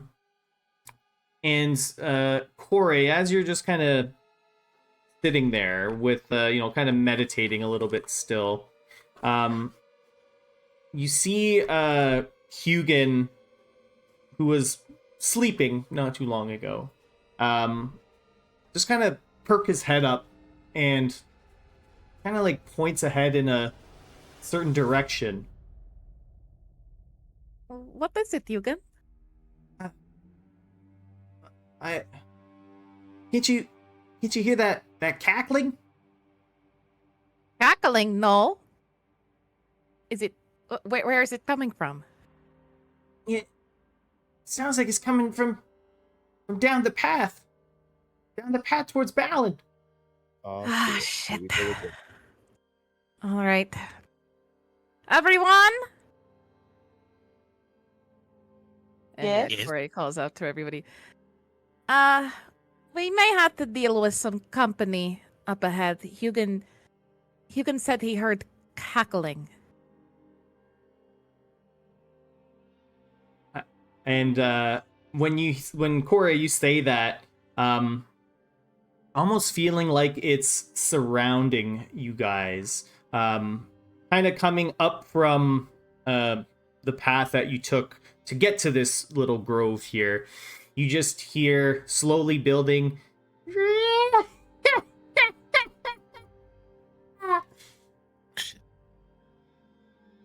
And it just echoes and like surrounds you guys as the cackling voice just kind of echoes off of the trees in this area that you're sitting in. And when you hear that cackling, Corey, just a icy cold shiver goes up your spine. I was just about to ask, is that familiar? But everyone hears it. Oh no. What's that? She like in a panic, she like it's Hugin to say, Hugin, stay close to me. Everybody, we need to leave. We need to go. Okay. Where are we going? Are you gonna explain? I think it's Or are we gonna follow it's you? we're in danger. We're in a lot of danger. I think it's if it's who I think it is, we need to go now. Who is it? Corey just doesn't explain. She just starts heading in the opposite direction. Oh, for fuck's sakes.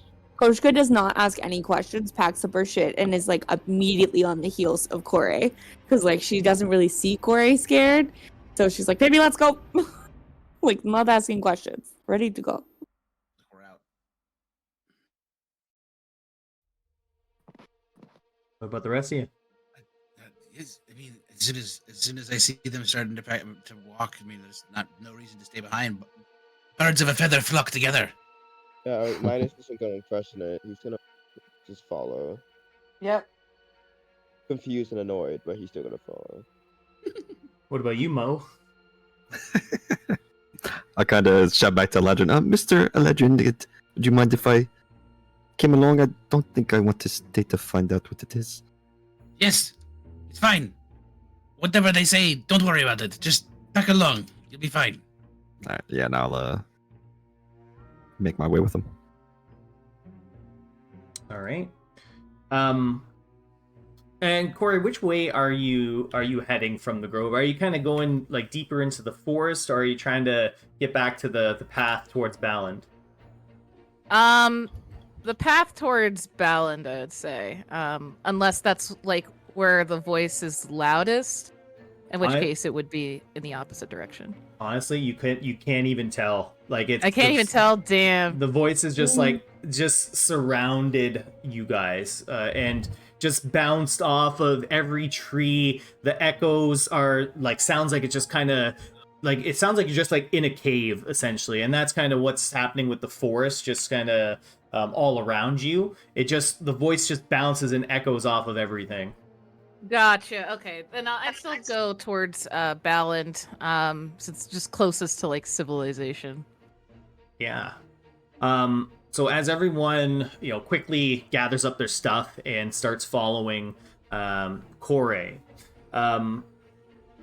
you guys see that as you head towards Balland, the wilderness, the wildness of the Dunmis Woods has just ever so slightly begun to tame itself a little bit. The overgrown canopy of the leaves have thinned out, allowing for moonlight to pierce the forest, giving off some light. And the wind blows easily through the forest now, but there's still that small lingering scent of mold and decay. You guys get back on the path, and the forest still remains very quiet. There's no sounds of like animals or anything like that. You just feel like the cold wind at nighttime blowing through this forest. You get back on the path and kind of continue on forward, just kind of following Corey's quickened steps. And as you're walking, Corey, you can hear some crackling branches in the distance ahead of you. And as you continue forward, the moonlight piercing through the forest illuminates a stout figure standing in the middle of the path. Their front is covered. Their front is covered by shadows, but two familiar blades are drawn from its sides, and a hallowing voice echoes through the forest.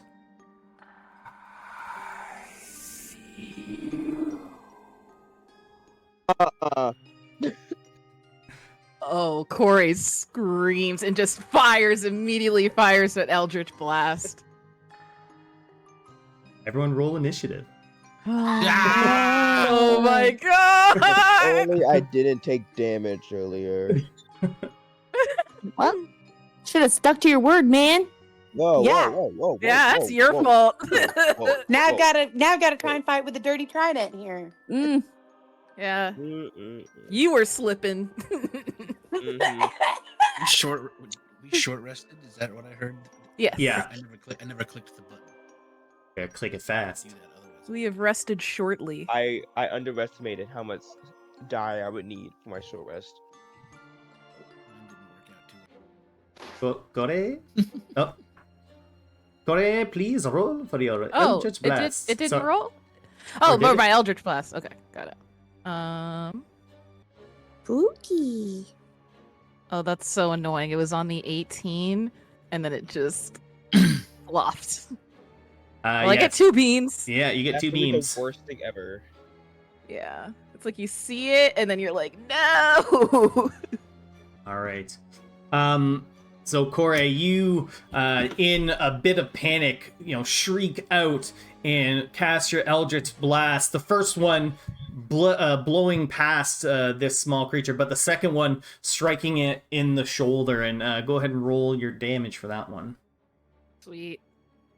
Alright. All right.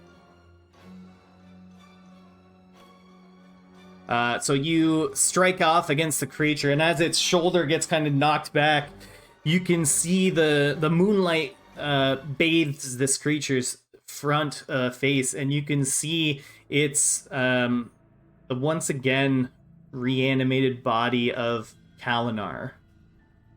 Jesus Christ. And after you strike Kalinar, he begins to sprint towards you guys, almost at a breakneck pace. But maybe like halfway through his stride, he turns invisible, No! Oh hell! and you Not just this dude. hear some crackling of branches and trees as you hear him kind of head towards this direction. For fuck's sakes, I blame Corey. Why me? I don't know. I'm scared. Right here, you prick! I don't know what's happening. I'm scared. Mo, you go ahead. What was that? Death. So, One. okay, and he'll just he'll get on all fours and the tattoos will glow. And it'll just start to like grow bigger and bigger into a bear. A bear. I'm a A bear. bear. Yeah. Damn, it's a big old bear. What's your what's big the AC again on that shit? 17. That was close. Ayo, what's the AC on that? And I get 18 temp HP. Yeah, I don't Hey, yo, Ma, what's how your much AC? how much you get total? Total with everything? Yeah, for your health. What's 18 plus 63? Oh god. 81. 81. All right. Yeah, so 81. We'll put you over here, Mo. As you turn into a big old bear. Hell yeah. Using that as my bonus action, and then I'll just kind of hold my action as the I think he has multi-attack. Yeah, just hold his attacks for anything that gets close. that's not foe, or that is foe. All right. So next up,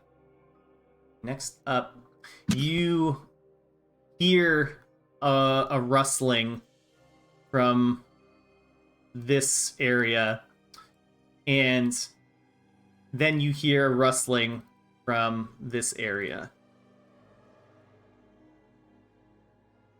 Corey, you're up. Oh boy. All right. So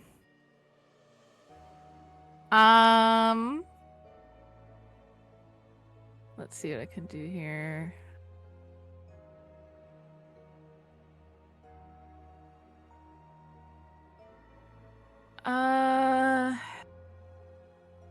Can I hold my action? I'll just Ready? prepare. Yeah, I'll ready like an Eldritch Blast and just like hold my action. Awesome. Yeah. Yeah. All right. So next,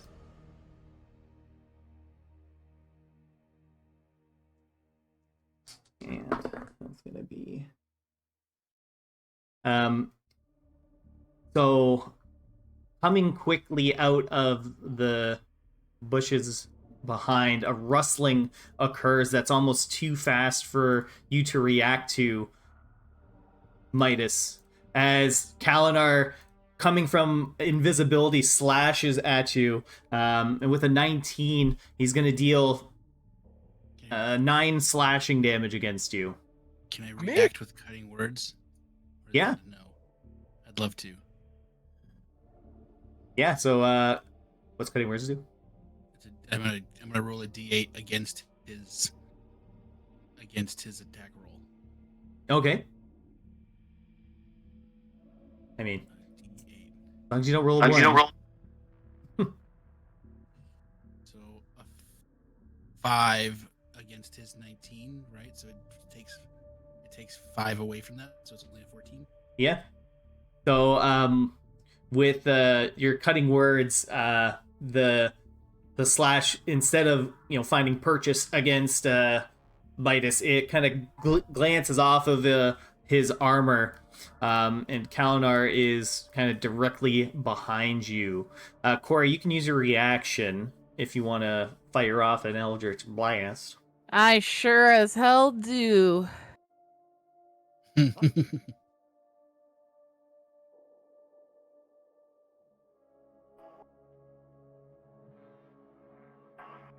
Oh yeah, that'll hit. Cool. Roll the damage for that. Like a tank. Come on.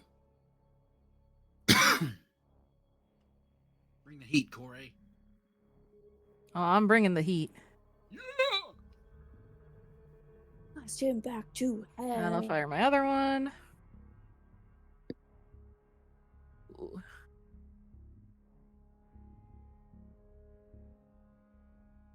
Well, I got one. I got one off. Yeah, you fire one of your beams, and it kind of smokes Kalinar right in the chest, but he just kind of, very zombie-like, just slowly looks back up with you with just a, almost like a dislocated jaw, just staring back at you. Eladrin, you're up. All right, so I want to take I just kind of want to play my Lute of Harpy song and try to charm him. Yeah, go for it. Yeah, so he's got to make a DC 11 Wisdom saving throw. Technically, every humanoid and giant within 60 feet need to, but We'll be kind and say no one else has to.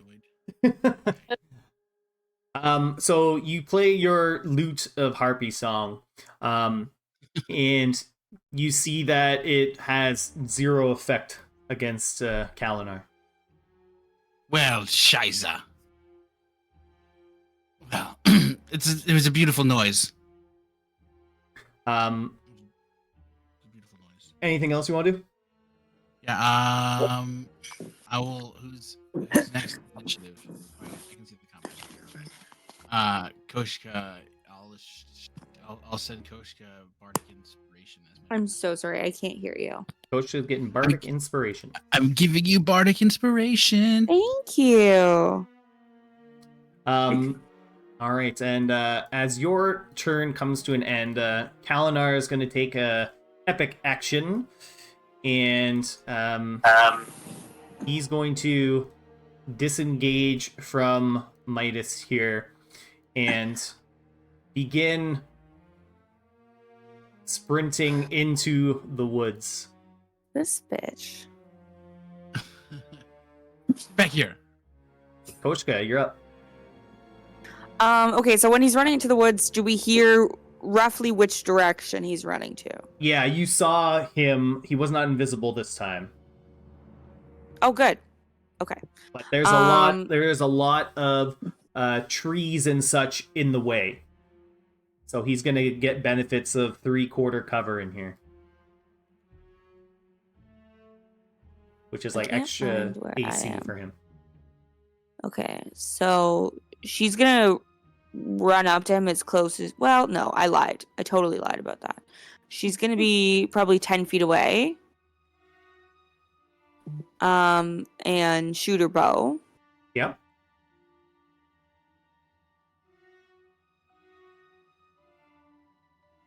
$24. Yeah, 24 will hit.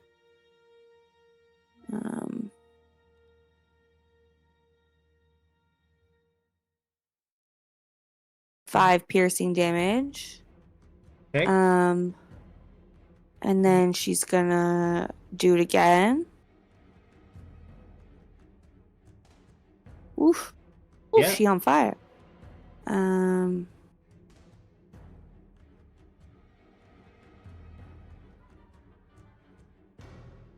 For 4 piercing. 4 piercing damage, yeah. All right. And then for her bonus action, she's gonna use ensnaring strike.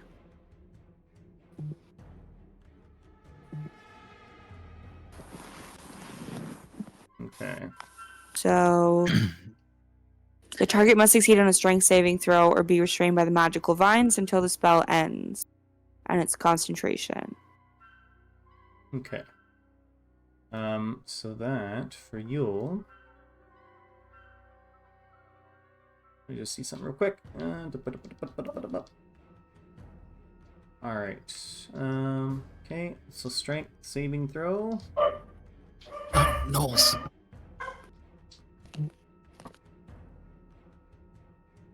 That's going to be 15. Damn it! It was a 14. So, So I think you still see. do. You still do the damage, or is it half damage? If the target succeeds on the save, the vines shrivel away. Okay, hold on. Next time you hit, yeah. So it doesn't do any of the damage. Just It's just not not restrained. good. So you try to pin him down with the ensnaring strike. While you do sink 2 arrows into Kalinar's body, he seems unfazed by it and just kind of continues going into the forest, where he's going to take another epic action. And Koshka, with you being the only one that has eyes on him, he vanishes.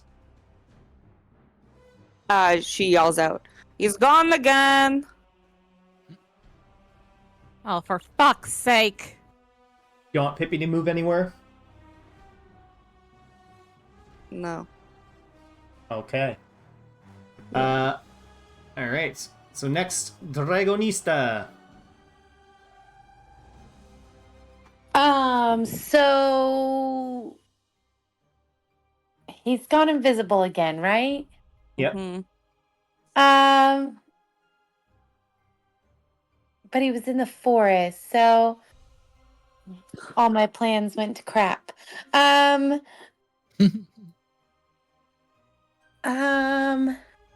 Yeah. So Drag wants to rage, obviously. And then she was gonna throw her javelin of lightning, but now it'll just be kind of in the dark. What if we try a breath weapon at one of the trees? I mean, don't they say don't stand under a lightning? Don't stand under a tree when there's lightning. That's exactly what I was trying to say. I got you. All right, where are you wanting to aim? I think I want to aim at the biggest tree closer to where we saw him last All right, and see what I hit. Move your token to where you want to go. Oh. Absolutely. Good luck. Uh, Go to the right. yeah. So, like, I want to hit this big tree. Yeah. So go ahead and roll the damage for your breath weapon. Going. Are you doing it in a straight line or a cone? Oh.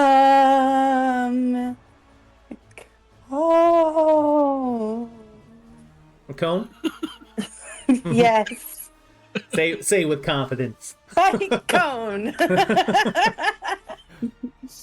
So you just run up and unleash a torrent of lightning breath, and you char up this tree. Something fierce. And don't hit anything else. Well, then I just yell out, "You can't hide from me," and that's the end of that. Yeah, girl, you tell him. Yeah. All right, and then let me see. Coming out from almost like right in between you two is Kalinar, and he slashes at you, Drag, and he's gonna roll 23 to hit. Damn. Yeah, that hits. And he's gonna hit you for 10 slashing damage. Dang. And with a second attack of 17, that hit you? Yes. He's gonna hit you for 9 slashing damage. Both of those get reduced to half there. Yeah. Because you're raging. That's gonna be his turn. So Midas, you're up. Oh my god, I see him still. Whoa. I'm not gonna do anything about that. That's a real question.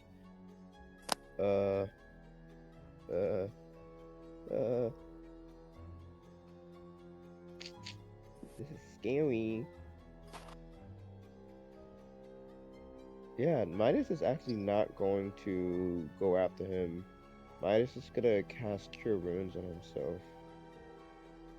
Oh. Very cool. 7 health points. What's the difference? 2d8 roll? Yeah, roll another d8. If you're rolling it at level 1. Yes, sir.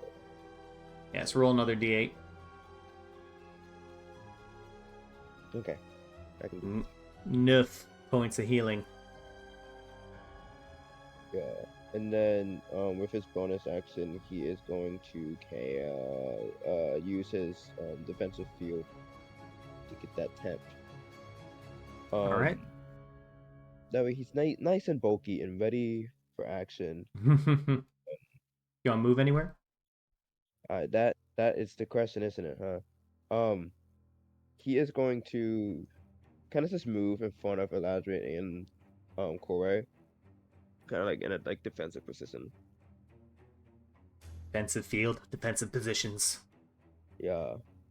And that's Alright. that's it. Alright. Looking pretty. So, top of the round, combat tactics. Fire away, guys. Being at the end is not fun, let me tell you. All right. Well, are we playing whack-a-mole, or should we just be like moving and have him like follow us? I'd say try to like keep him in one place if you Just, can. Yeah. what we're doing right now is just whack-a-mole. I think it's Yeah. just keep fading away. I can try to restrain him in my bear form. Yeah, if you can do that, just to keep him from, popping away, popping back. Grapple that bitch. Yep. Oh yeah, captains. If that doesn't work, I can try ensnaring strike again. Yeah, I can try to levitate him. Mm-hmm. Ooh. Very cool. Throw him up in the air. Like you just don't care. Mm-hmm. Float, motherfucker. All right. Okay, so I'll keep keep him in one distracting spot. him. Love it. All right. Alrighty. We good? Yep. Mhm. All right. So, the top of the round, you guys hear that cackle once again just echo through the forest. I need everyone to make a wisdom saving throw. Oh shit. Ah, fuck. Your favorite thing, Midas. It's been so That's a long. good one. You can't Wait. escape him forever. Is this a charm? Is this a charm? Shit. Uh-oh. Am I being charmed? I have advantage if I am, please. All right. 1, 2. Please. You're not being charmed. No. You roll a 2, dude. No. It's so crazy. Oh my god. So, in the forest, Midas, Eladrian, and Koshka, Damn it. you guys hear familiar voices calling come out to on. you. You see kind of just peeking their heads through the forest. Eladrin, you see the image of Wendina in the forest. And others can see her as well. And you hear Wendina in your mind, Eladrian, say, "Why did you abandon us, Eladrian? What? Why did you leave the adventures on the open sea?" I never abandoned you. We agreed that I would come back after I was done. And you Nice. see the Wendina start to kind of walk deeper into the forest. Wendina! Koshka, you see a familiar hooded figure look over to you, and in your mind you hear, "Got yourself into some more trouble, did you, little cat?"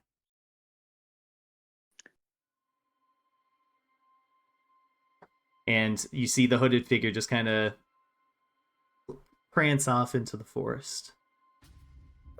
And Midas, on the far side over here,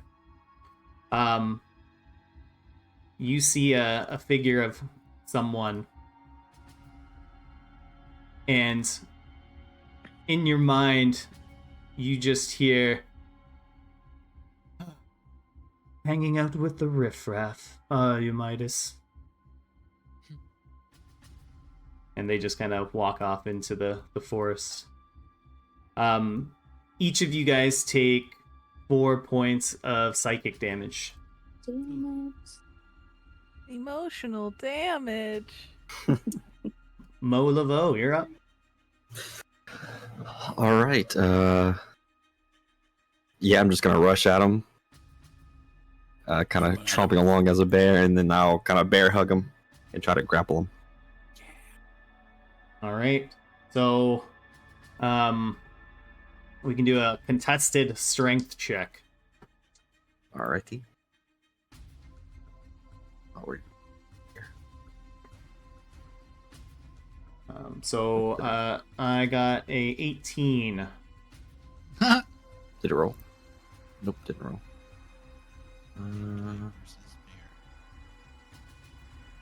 I have +5. I'm just gonna roll a d20. I don't know why it's not rolling. Oof. So you go and run up and try to grapple onto him, but Kalinar is able to shake your grasp. I'll just roar out. It's up to you, Drag. Oh wait, I don't know your name, Dragon Lady. With that, at the end of your turn, Kalinar is going to take an epic action to disengage, and he's going to absolutely book it deeper into the forest. Whoa. Oh damn, he went fucking far. So because he was within like 5 feet of me and Drag, though, don't we get opportunity attacks? No, He disengaged. I disengaged. No. Oh. Yeah. Oh. Womp But we womp. weren't. Okay. If you disengage, you give up your attack, but then you don't get attacked. Oh. That's Uh, dumb. Only dumb when it's against you. Yeah. Yes, I'm Exactly. aware. Exactly. All right. So that's gonna be Kalinar's turn. Corey, you're up. Okay. I'm gonna walk exactly 5 feet so that I'm 60 feet away from him. Am I still able to see him? Yeah, he's got like a probably like half cover here. Cool. So I'm going to cast Mind Sliver. So he has to succeed on an intelligence saving throw Ooh. against my DC of 15. All right. Ooh, 7. Okay. Nope. So that'll be 2d6 psychic damage and subtract 1d4 from the next saving throw it makes before the end of my next turn.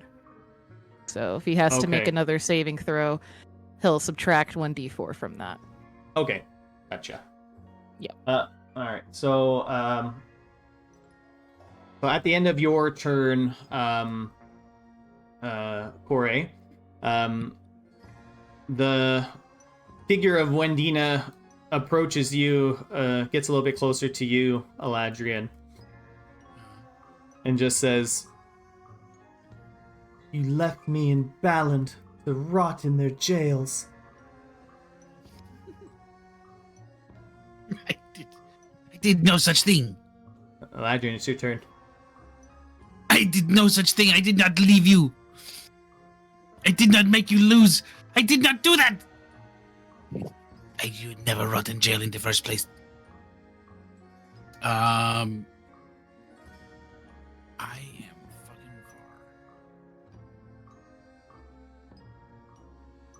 All right, I'm gonna run up. I'm gonna run up towards Mr. What's his name. I'm just gonna run past our group here a little bit, just so we can get close enough. And then I'm gonna cast Levitate on Mr. Kalinar way up here in the woods. All right. He's still visible. Yeah. Yeah. So a Constitution saving throw of 15. Okay. Minus a d4. So that's only going to be 14 minus 4, 10. 10. Float. Woohoo! So he floats. And he can only move if he can push against a fixed object. All right. He is near trees. All right. How So high up is he floating? I don't know. I can put him up to 20 feet. So I'll probably put him 5 feet in the air for now.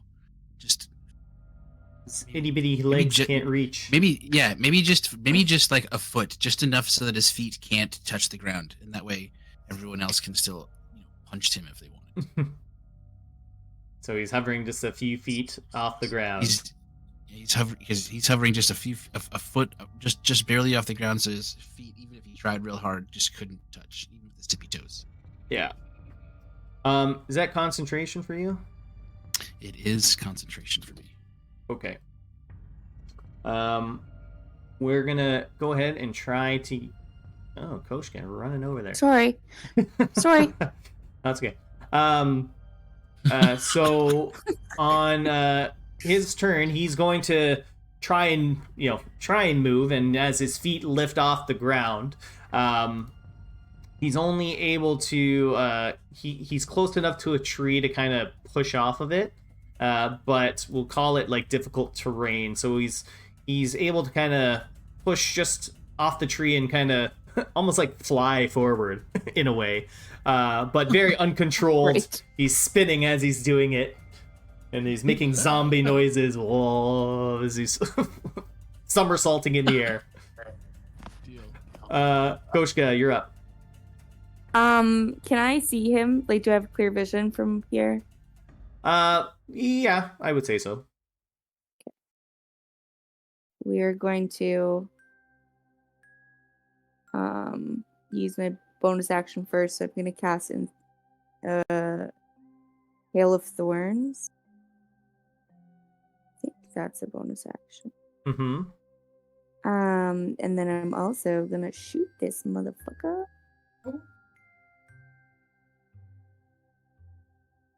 Oh, I don't know why it's rolling a d10. Well, that's the Hail of Thorns damage, but you gotta hit him first. I tried to, it didn't go. Here we go. 24! All right. Yeah, so that hits. So your attack will also do that damage there as well. So 8 plus whatever this coming. 1, 3. Oh, good. All right. So Okay. 11 points of damage as your weapon shoots out and explodes, just kind of showering Kalinar here with thorns. Does it do it every time I shoot? Like every time? It's just one attack. So I'm gonna shoot at him again. Yeah, you can still shoot at him.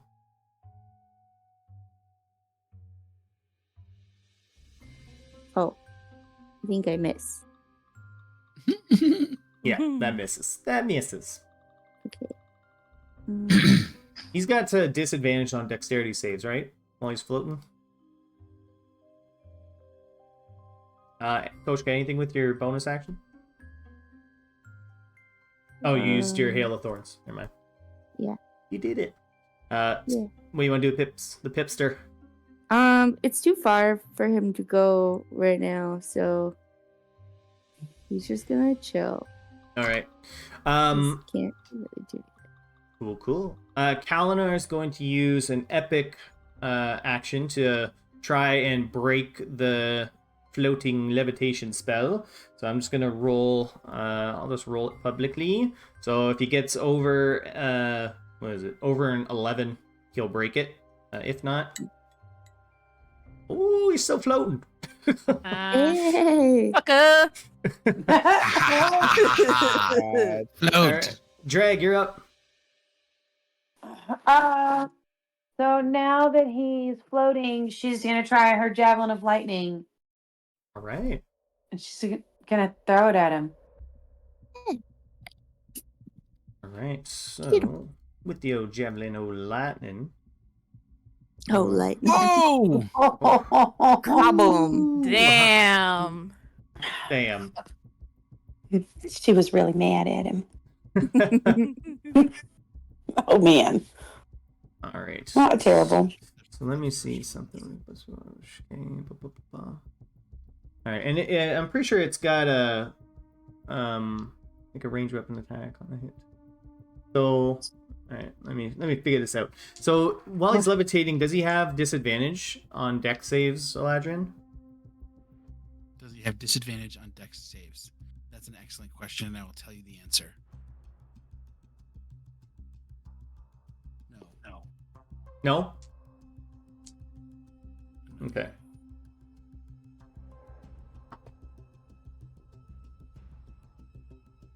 All right.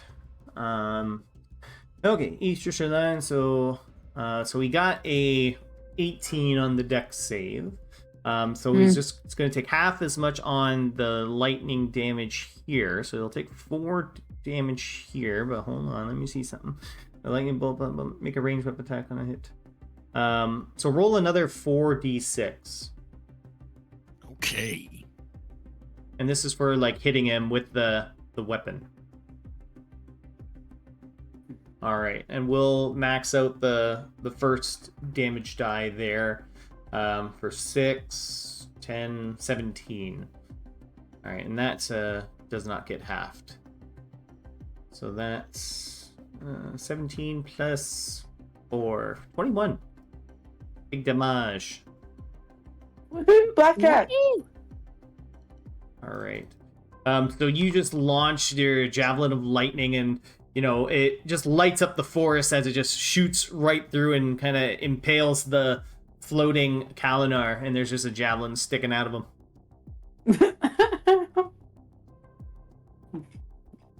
And yeah, that's what I'm gonna do for this turn. Awesome. I'm also gonna add an extra 2 damage for your rage as well. That's a thing. Yes, you're right. Kalinar's gonna try once again with an epic action to break this levitation. Oh, he cannot. He cannot. Nope. Homie's just floating. Float. Midas, you're up. Yippee.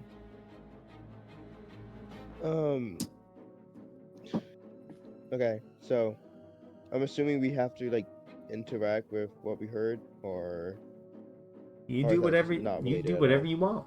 oh shit. Yeah, Midas' head would turn towards the voice he heard, but then he would look back at Homeboy getting impaled, and he kind of just like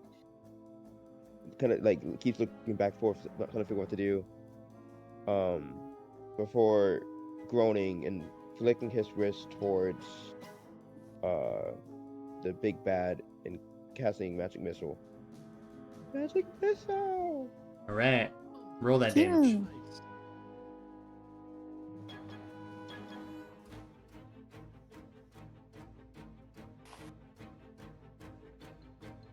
Oof. All right, well, 8 damage, Ugh. good. God. Good. Oh God. Damage is damage. Raindrops And then- make puddles. With some of his movement, he's gonna move closer to the voice. Yeah, and at the end of your turn, Midas, you turn around, you can see this this person sitting on a nearby stump there, just looking at you, just rather disapprovingly, and just says, "That's all you can muster with your magic. What a pity." And you'll take 3 points of psychic damage. Emotional damage. All right, top of the round combat tactics. So you guys plot it out. Starting now. Keep him floating, guys. Keep him floating. Beat him up. Keep doing it. Beat him up, beat him up. Y'all doing so good. You're also doing good. Stop talking to the guy in the forest, though. No, don't tell me what to do. You think we can use the javelin as like a lightning rod for your Eldritch Blast, Corey? Like a conductor for it? Yeah. Yeah, science and shit. Yeah. Shit. If it works like that, I don't I don't know. I think it I'm works just like saying, we've got a javelin in him now. Yeah, I don't think it works like that. He also has like 3 various arrows just chilling in there somewhere. Yeah. All over. Oh yeah. Didn't someone used to have a spell that could like send someone into like a different dimension, or like did I imagine that? Huh? It was like Like banishment. kind of, but it's like something opened, like a portal opened, and then it sucked them in with The like. only Yeah, The did we only do that? person who would have anything like that would be either Corey or Zora. Only because I Corey. I swear I'm it's not sure alright. of Hadar, but that's not That's like it. Yeah. Yeah, it's not like they go to a different dimension. More like things from another dimension come to eat you. Yeah. Oh. So at the That could work. top of the round, you guys once again hear that just absolute cackle echo through the forest, and everyone make another wisdom saving throw. Oh, I forgot. Mother of pearl. Oh, damn it. All right. What? Nice. One big number. Let's go, Drake. I don't Yeah. Hey, We so wise out here. We're so holy shit. Look at us go. Damn, just racking them up. Corey. Oh. Can I add a D10 to that? Yeah, sure. Can I, You sure can. I sure want to. Jesus. Let's see. It's just the craziest thing. Just can I just add a D10? Sure. Warlock things. So cool. So yeah, that's a 17. So you guys see the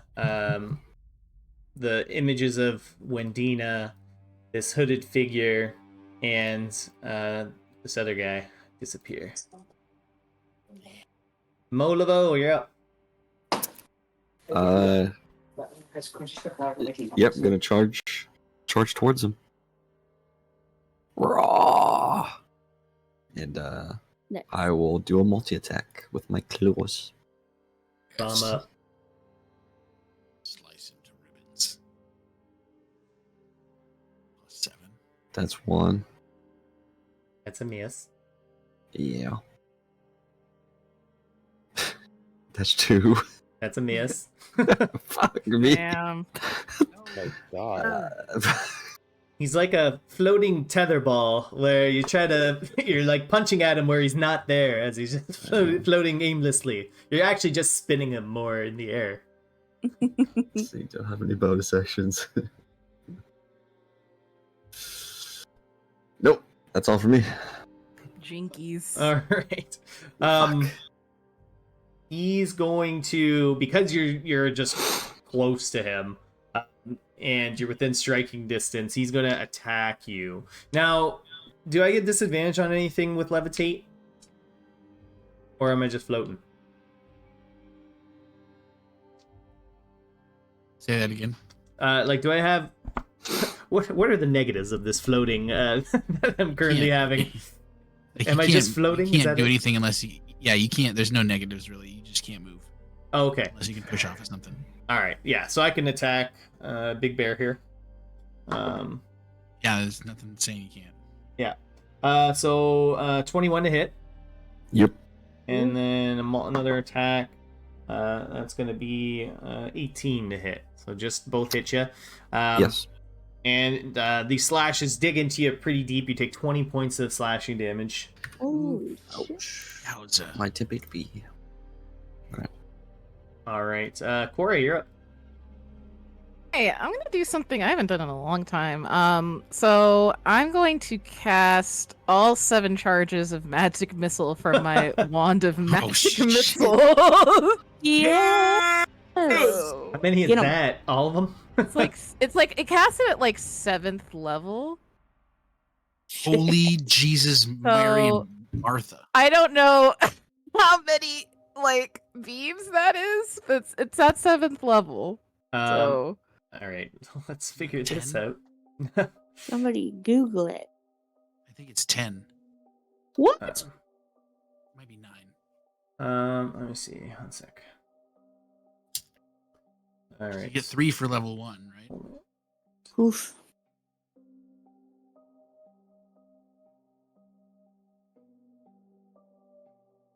How much is magic missiles originally? Magic missile is 3. So essentially you're casting at 7th level. So yeah, I think you get 10. Yeah. Holy. Okay. Right. I'll just keep rolling.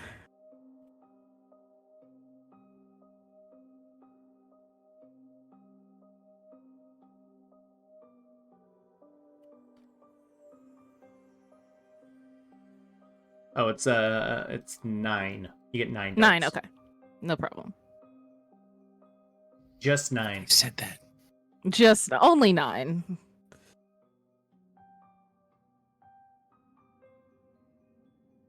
Go team. What's up? I wish I could just do it all at once, but it literally is only one at a time. 1, 2, 3, 4, 5, 6. We're on Number 7. Okay. I was gonna say, just type in like R3D4 see what happens. R9, D4. End bracket. Okay. 10, 13, 18. Who's adding these up? 30. 30. 5. That's a lot of damage. 5, 8, 11, 13, 18, 21, 24, 27, 33. All right. 18. Oh, there's another one. Yeah, she just rolled another one. Goddamn. 33. All right. Yeah, so frickin' just rapid fire machine gun out of that wand. A Yup. Tommy gun. Yeah. ARG. And then I have to roll a d20 because I expended all 7 charges. Yeah. And let's see.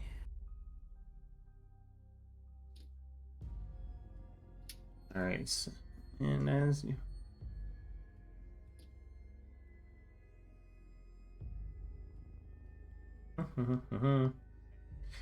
Is there? Yeah, you're good. Yes. Is there anything else you want to do, Corey? Nope, that's it. All right. Mock him. All right. So Counter's gonna try once again to use a legendary action. Oh my god, he sucks. All right, Eladrin, you're up. Right. I'm going to go ahead and cast. I'm going to cast Chaos Bolt at him. No, not Chaos Bolt. What is it? I'm just going to use a firebolt.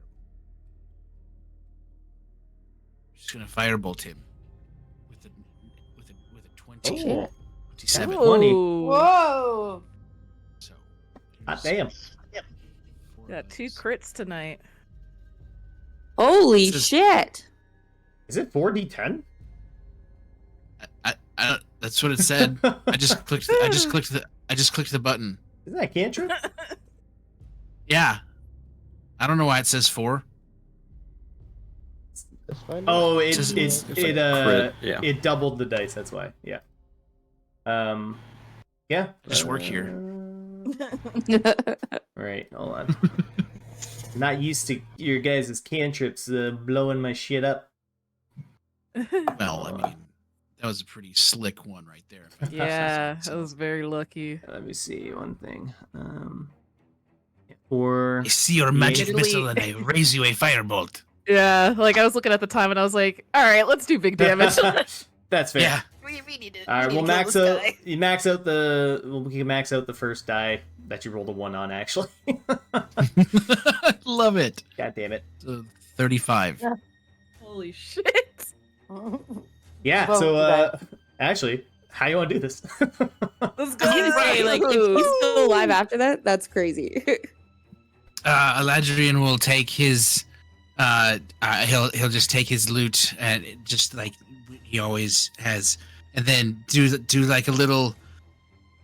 I think he glances at Corey just like he saw what she did and is like, all right, I see what you've got. Let's see what we can do here, and then takes his loot and just like a big like Elvis strum with it, and like bang, and then shoots off like a couple of music notes that are just covered in fire, and goes straight at the dude and kind of, I don't know, just ignite from the bottom up as he floats there.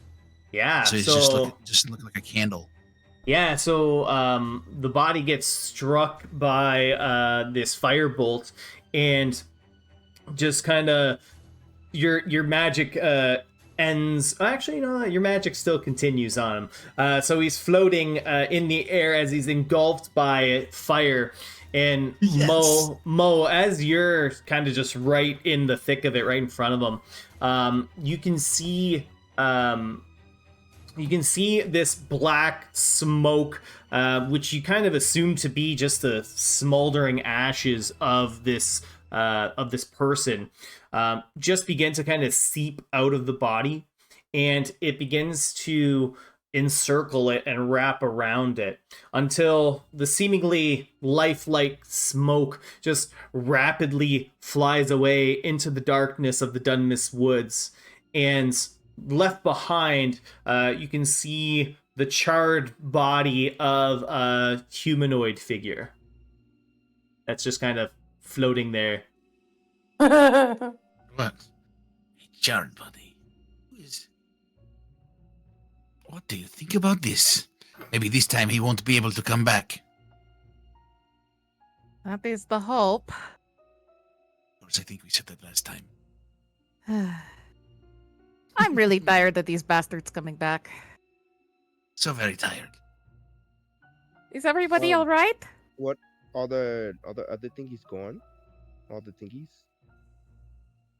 Yeah, you don't see anything, and you don't hear any cackling in the woods. Midas would kind of just like look at where the figure was that he was interacting with, and kind of just like rustle the bushes around, just like frustrated. Corey will approach Midas and kind of gently put a hand on his shoulder and ask him, "Are you okay?" Yes. Are y'all good? Yes, I'm okay. I don't know how it was able to summon those projections, whatever they were, but at least they're gone now. Projections. Yeah. Well, we should probably get out these woods. I'm with you there. Let's not delay. And yeah, Corey will lead the charge, so to speak. Yeah, and imagine, are you breaking your concentration on that floating body? Yeah, might as well. Alright. The body just kind of slumps down to the ground. Haha. It's a different body than it's a different body than what you guys had seen before. Like, it's not Kalinar's body that's limp on the ground. Ah, I see. He like possessed someone. Maybe. Should we look at this body? I'm gonna investigate. Do I know this body? Where's our detective? Is it any at all recognizable after it's been charred to a crisp? You could roll investigation on it. I will. And I will fail. He does have some features that you might recognize if he wasn't mostly charred. Oh, shit. Can I help him with that investigation? Yeah, sure. Do you want me to roll my own, or let him roll again? He can roll. Let Ladrin roll again. Okay. I'll also. Yes, I was so going good. to give him guidance, but it's too late. No, it's not. We can Yeah, add 4 to that. Perfect. Max guidance. Even with your assistance, the body's too burned to kind of recognize it. Well, Can anyone else check, or is that it? If you want to check, yeah, go ahead. Cool. Yeah. Why not? Hey, you go ahead, Corey. I'll give you guidance. You give me guidance. Thanks. Yep. The D4. nice. Okay. Winning. There we go. Yeah, so with those rolls, you can see that the body of this person is quite muscular. You know, you can kind of look at the shape of the ears. They're not completely charred. They're humanoid in nature. It looks like before he was burned to a cinder. It would probably be a fairly like large and like muscular fella. But you yourself haven't seen this person before. Got it. But yeah, Corey will just describe him to the group, her findings. Well, what do you know? Is this a figure that you have run into before, if I heard correctly? Not that. I mean, this body, no. But we've had some strange encounters before. That is true. What is the reasoning behind these encounters? I know they've been attacking lots of people. It's like the reports of the monsters that you've surely heard of, with just people getting ambushed, creatures that aren't native to certain regions just show up. It's like that. Oh, strange. Let's So not linger. yeah, Strange. you guys, Good detective work. Yeah. You're a guys- great detective. What do you want me to say? you guys gather up your things, and kind of book it out of this general area as fast as you can. It's not long before you're able to find an area large enough to support the size of the quack house.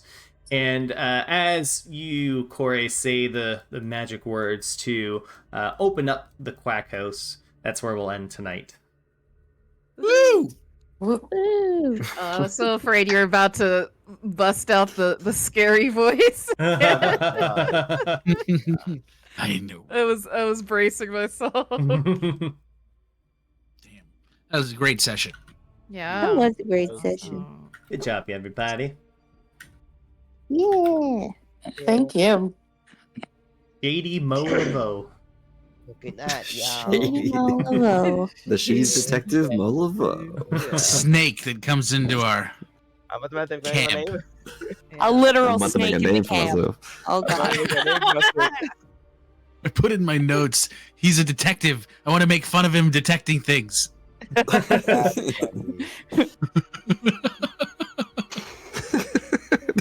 Strange. Good job, detective. Literally, detective.